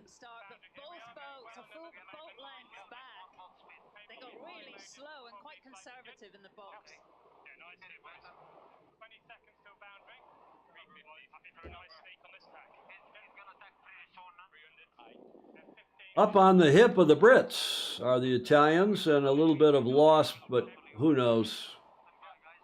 Brits look quick, straight line at the moment, but they're going to get faced here when they tack. The Italians will simultaneously tack. A simo, as the sailors call it, and end up below and to leeward. They don't want to get their triangles, they don't want to have any kind of a interaction here. I put the Brits in the lead here. They're trying to get, as you just heard Glenn Ashby saying, the bow down, trying to get across the top of their opponent. Can they do that? The Italians come up to speed. We'll start to try to go into high mode and try to come up underneath them and force them off to tack, but I think the Brits have got their bow forward here. Right-hand side.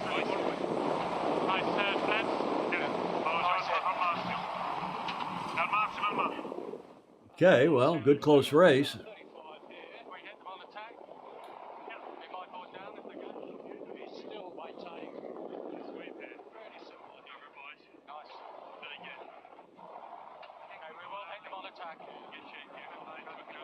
Really important here for the British to match the board down of Luna Rossa Prata Pirelli and turn the boat at the same time. Come on, Ineos. The Brits are in the lead. And the Brits put a nice face plant on them, tacking right ahead and to windward. That'll force the Italians to tack away for clear air. They're not going to live there for very long, or are they going to try to go to leeward? Oh, Steve McIver. They came across on that long port and looked to me as though Ineos Are they air? They're not air forward on Ineos, are they? The Italians? At this speed, are they air forward? Meaning is they're apparent? No, they're not. They had to go. Okay, Brits, keep it up. I think most everybody on here is cheering for the Brits. I certainly am.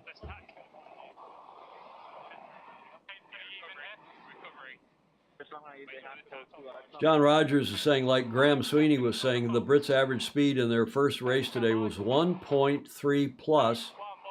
Both higher than the other boat, meaning the Swiss, both upwind and down. Little stability problem there on the Brits. It's bumpy though, it's lumpy. Huge G's on these boats when you flip them around. Good gain. You heard him say good gain here. Was that Dylan's voice? Dylan Fletcher's voice. They're going to lay the pin, the starboard end of the gate, I should say. A nice job by the Brits. Keep it up, boys. Let's check in and see if our Zoomers, 3 of the 4 of whom are Brits, to see if they're smiling, if there's blood pressure. Even Ed Worley's smiling. Yeah, they're looking happy there. The delta is... What was the delta? 16 knots plus, still a breeze. 16 and a half knots, they're saying. Italians are quick downhill. Let's see at the next cross.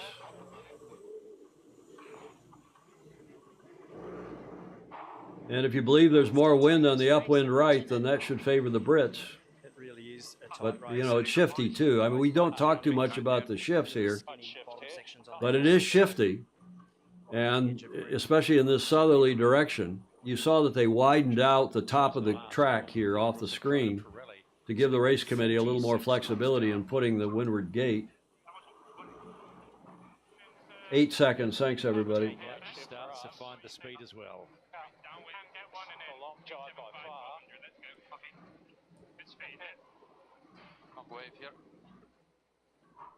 Nicola Prezzivili, Emmanuel Liuzzi, absolutely boosting it down. The wattage, we're seeing the wattage and the heart rates there. They don't leave it up there very long. 168 beats per minute. Absolutely bouncing there to try and stay. Well, that's okay if you're in great really well executed fitness. From the British. Greatly fit. You wouldn't want to have sitting here in Studio B have a heart rate of 160. You're probably an AFib and probably need to go to the ER and get some beta blocker or a cardioversion. It continues on. But not the Cyclors. How's this jive from Ineos? A little wobbly. I think we're matching them. You heard I think that's coming off Ineos as they jived and they're matching, covering their opponent. Marcos Weinstein's happy. 208. Boy, they are really, Melanie Roberts saying 208. So that's been 202 to 205, now to 208 by my records. Alan Long's excited. The Brits are going to lay the gate. They're going to go straight in without having to jibe again. The Italians are going to jibe. The Brits are going to go, I guess, the upwind left. And LRP, oh no, they jibed. They're going to cover LRPP and go the upwind right, where, again, it seems like there's more pressure or better shifts or both. So that's good. I think that jibe was worth it. I like that. Stay ahead, go to what you think is the favored side of the track, and stay ahead of your opponent. Yeah, fog machine, thank you. I got that 208. So the breeze is gone right a little bit from 202 to 205 to 208. Well, you know, it's only one bad tackle, one slight touchdown. Southwest. For Ineos Britannia, they're just walking on eggshells to keep the flying Italians behind them. This is a cracker of a race. Okay, too low now. Gonna hit them on the way back. Come. Let's go to Rob Wilson, coach of Ineos Britannia on the chase boat. Here is a gain by the Italians. Classic unfolding, but big you gain. must be so happy the way this boat's being sailed today. It's flying. Oh, Steve McIver. Doing a really nice job. So yeah, really. Ineos' coach Rob Wilson. It's flying as the delta steadily shrinks. Here come. Come on, guys, give us the overhead. Let us see. Okay, so the Brits did cover. Trying to keep control of this race. Nicely done. Oh, I'd love to see the Brits beat them. Earl Hicks saying it's the Brits' race to lose now. They look pretty competitive. They look good speed upwind and down. Yeah. The Italians will be just about out of terror. Graham Sweeney, are you clutching that pillow rather tightly to your bosom there? Huh? Really trying hard to just. Hi, Tom. Definitely am. Crikey, this is a close one. You like this? I'm loving it. Get the Italians behind, but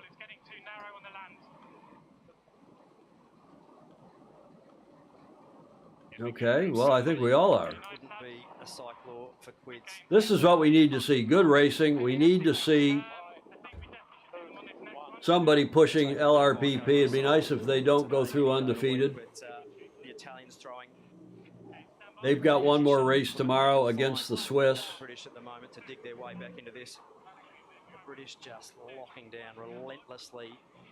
Nice match racing. Good covering tack again from the Brits ahead and slightly to windward of the Italians. Well, you know the Italians won't be panicking. They'll just try to figure out how they can get them. Contact when you're ready. Stand by. 3, 2, 1.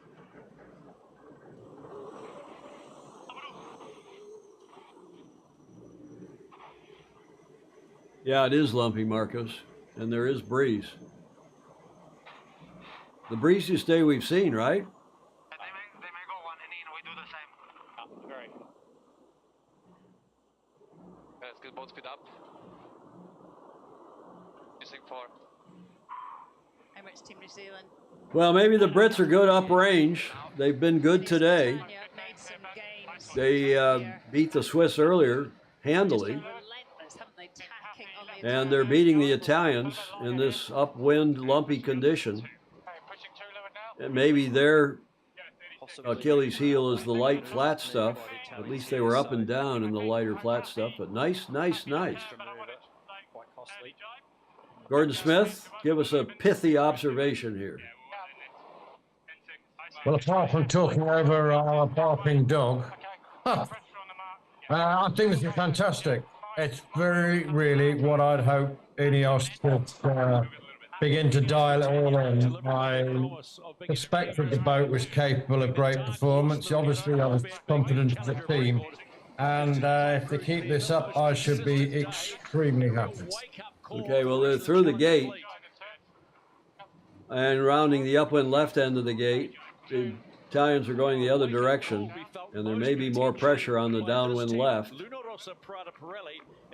And the delta is They could be 3 legs away from their 22. first defeat.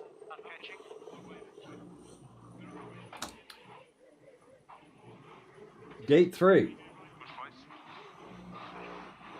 30-second rush. Ghost boat there, just showing the trajectory down the course and looking really good there for the British, just getting a nice tow away there. Big angle difference. Brits cover. The two boats heading downwind there. As you would. A fraction slower in boat Right, speed. Gordon? Their angle towards the bottom of the course is better. Indeed, I think that's with the way the wind is, as we can see it, not necessarily as they can see it, but as we can see it, cover. There's no left, right, apparent advantage. And if you've got the kind of advantage they have over the Italians, then, you know, covering's the thing to do. Look at this, Gordon. 500-meter, half a kilometer lead. Look at that. That's nice stuff. I think some of it's geographic. Correct. It's fantastic. Down the course, the left-hand side of the course. Graham Sweeney just gave the And Ineos, Ben Ainsley, and strong Britannia. Every time they can on those upwind Rule Britannia, Britannia rules. Here we go. Into a jibe. Half a kilometer lead, 500-plus meter lead. The Brits ahead of the Italians. First time the Italians have really looked vulnerable in this whole series of races, starting with the preliminary regatta. Okay, they were a little slower than the Kiwis in the final. Flying the boat well, you see the BMG. I picked the wrong team, Annie Gardner, too. I had the Italians ahead of the Brits, based on a much lighter air forecast. I'll give myself that, but you know, no excuse. You got to make a call and then stick with it. Yeah, the stern camera mountings have never, Alex Hayworth, have never been great, have they? They shake all over the place. 1 day left in the round robin series. Neil Hunter and Harry List there. Absolutely. I'm not monitoring the Zoom comments, so if there's anything that pops up on a Zoom comment, give me a shout, would you guys? Comment of interest, thank you. Leg of 6. One more upwind beat and then home for the finish. Cannot afford a mistake. Short race. Hey, Tom. Yeah, go ahead, please. Yeah, I actually think, in the nicest possible way, I'm actually slightly surprised at the delta at this point in the race. It's quite large. And I mean that in the nicest possible way, because obviously Ineos are sailing it, you know, like a beast. But I would have expected them to be closer, is my query in my head. Well, I think we all did. Some of us expected LRPP to win, but one lap left for the Italians to try to close this up. Even just close it up for them would be, I think, useful for their own psyche, for their own analysis. 15.7 knots is the wind speed showing down there in the lower right corner. We've been at this for 3 hours and 12 minutes now on race day 7 of the Louis Vuitton Cup rounds robin stage. Jeff Johnson wondering, hi Jeff, long time, whether this at what elevation is it, a meter, 5 meters, 20 meters?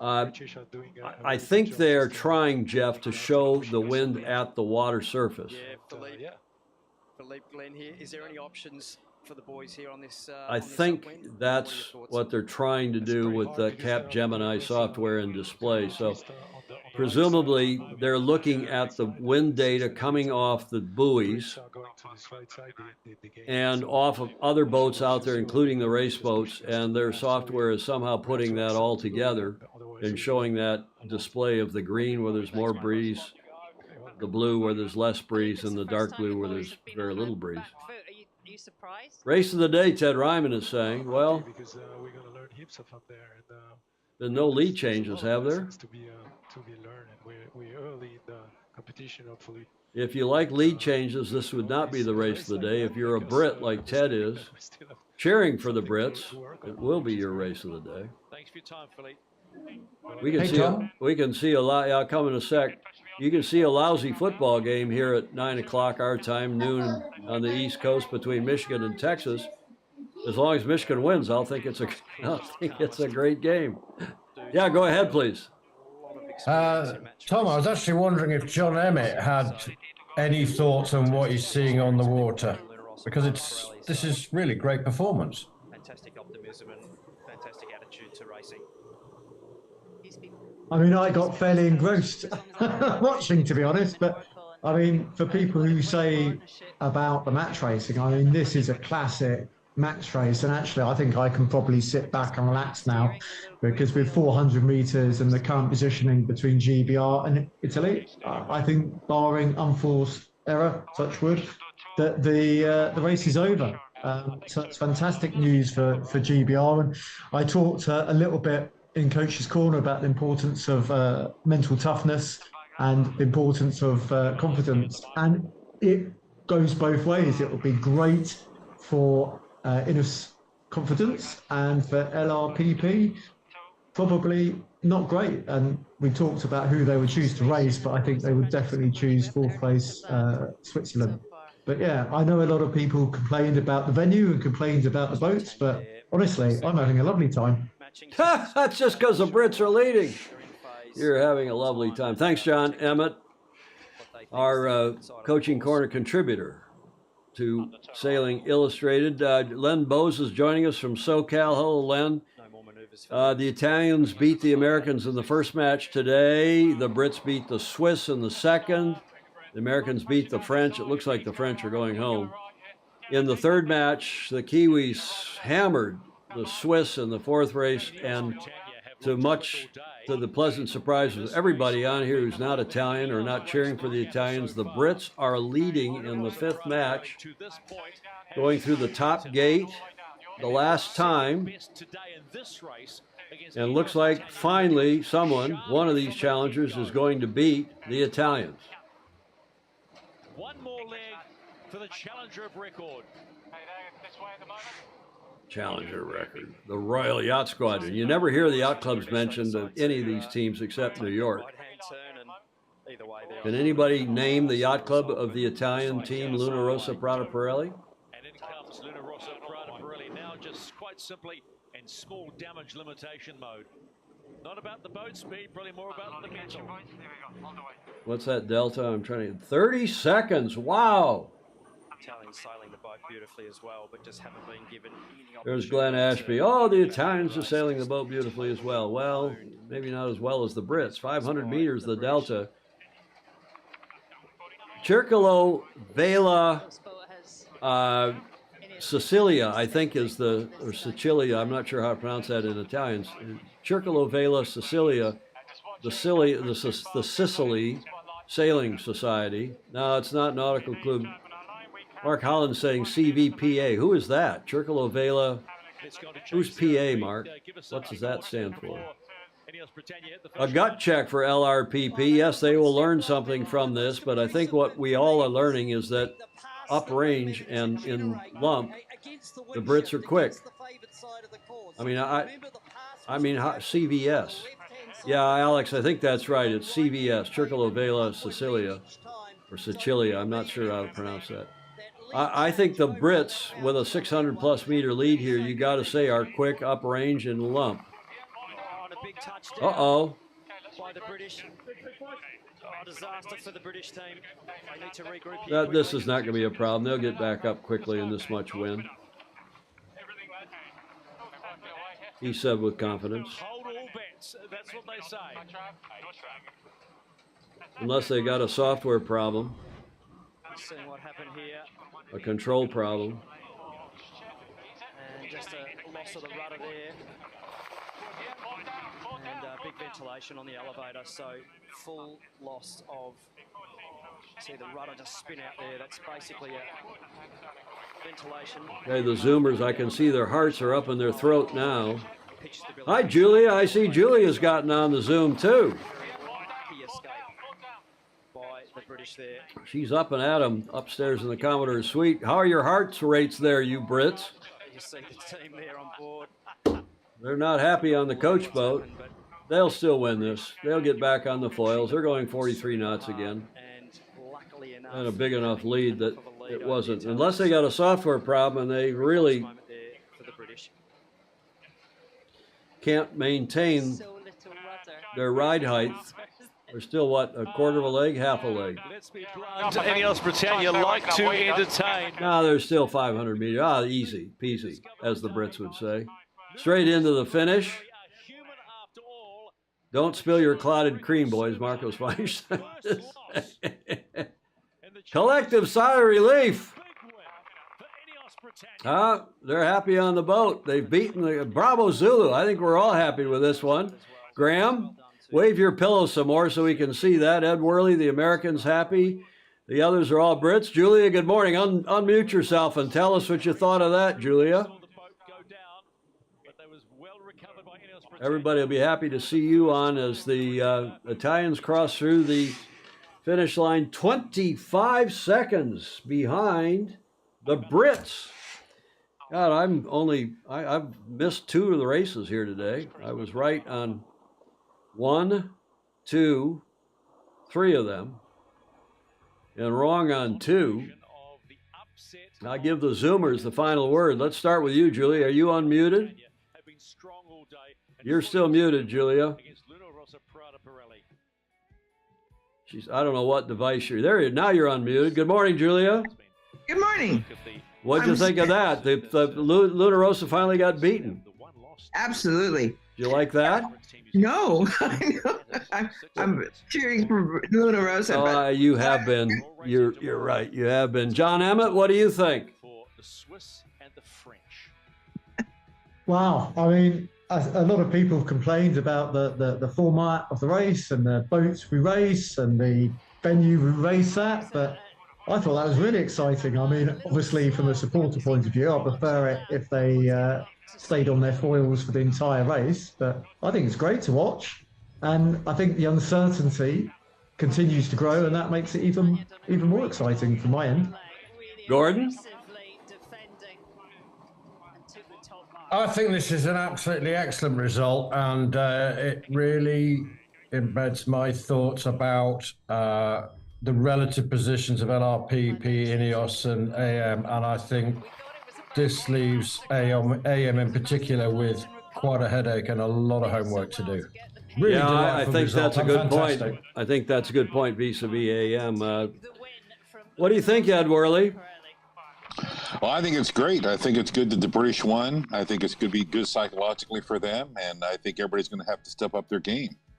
What do you think vis-a-vis American Magic, what you've seen today? Well, I think American Magic's going to pull it together. I think it's going to be close, but I think they're going to do a good job. Okay, Graham Sweeney, final word to you. I think if you go into this type of racing with a fast boat and you start winning a lot of races, you start thinking that you're the boat that's going to win it and don't do anything about it. And I think everyone else has had something to chase, and I think that's the best thing in sport. And I think the Brits have never given up wanting to get up to that front and beat Luna Rossa, and today we have. And I think this is the biggest shocker so far. Well, Laurie Fullerton agrees. Shocker, as the French would say. Well done, Ineos, cheering for the Brits today, but also our guy J.B. Braun of Marblehead, Mass, is on the Ineos design team. Yeah, J.B. Braun, who's a North Sales alum and whom I actually coached in 1979 on the World Youth Team from the U.S. J.B. Braun, a terrific guy, and also, by the way, a good hockey player. Can't be all bad if you're a hockey player and a sailor. Even better if you're a guitar player, right, Laurie? Thank you for that. Marcos Weinstein, Jim Palmer, thanks for your kind comment. They will wind this TV down in about 7 minutes at the bottom of the hour. We will have been on for 3.5 hours. I think I'll wrap this up. Tomorrow's interesting. I'm going to take us off the tube now and go back to the slides.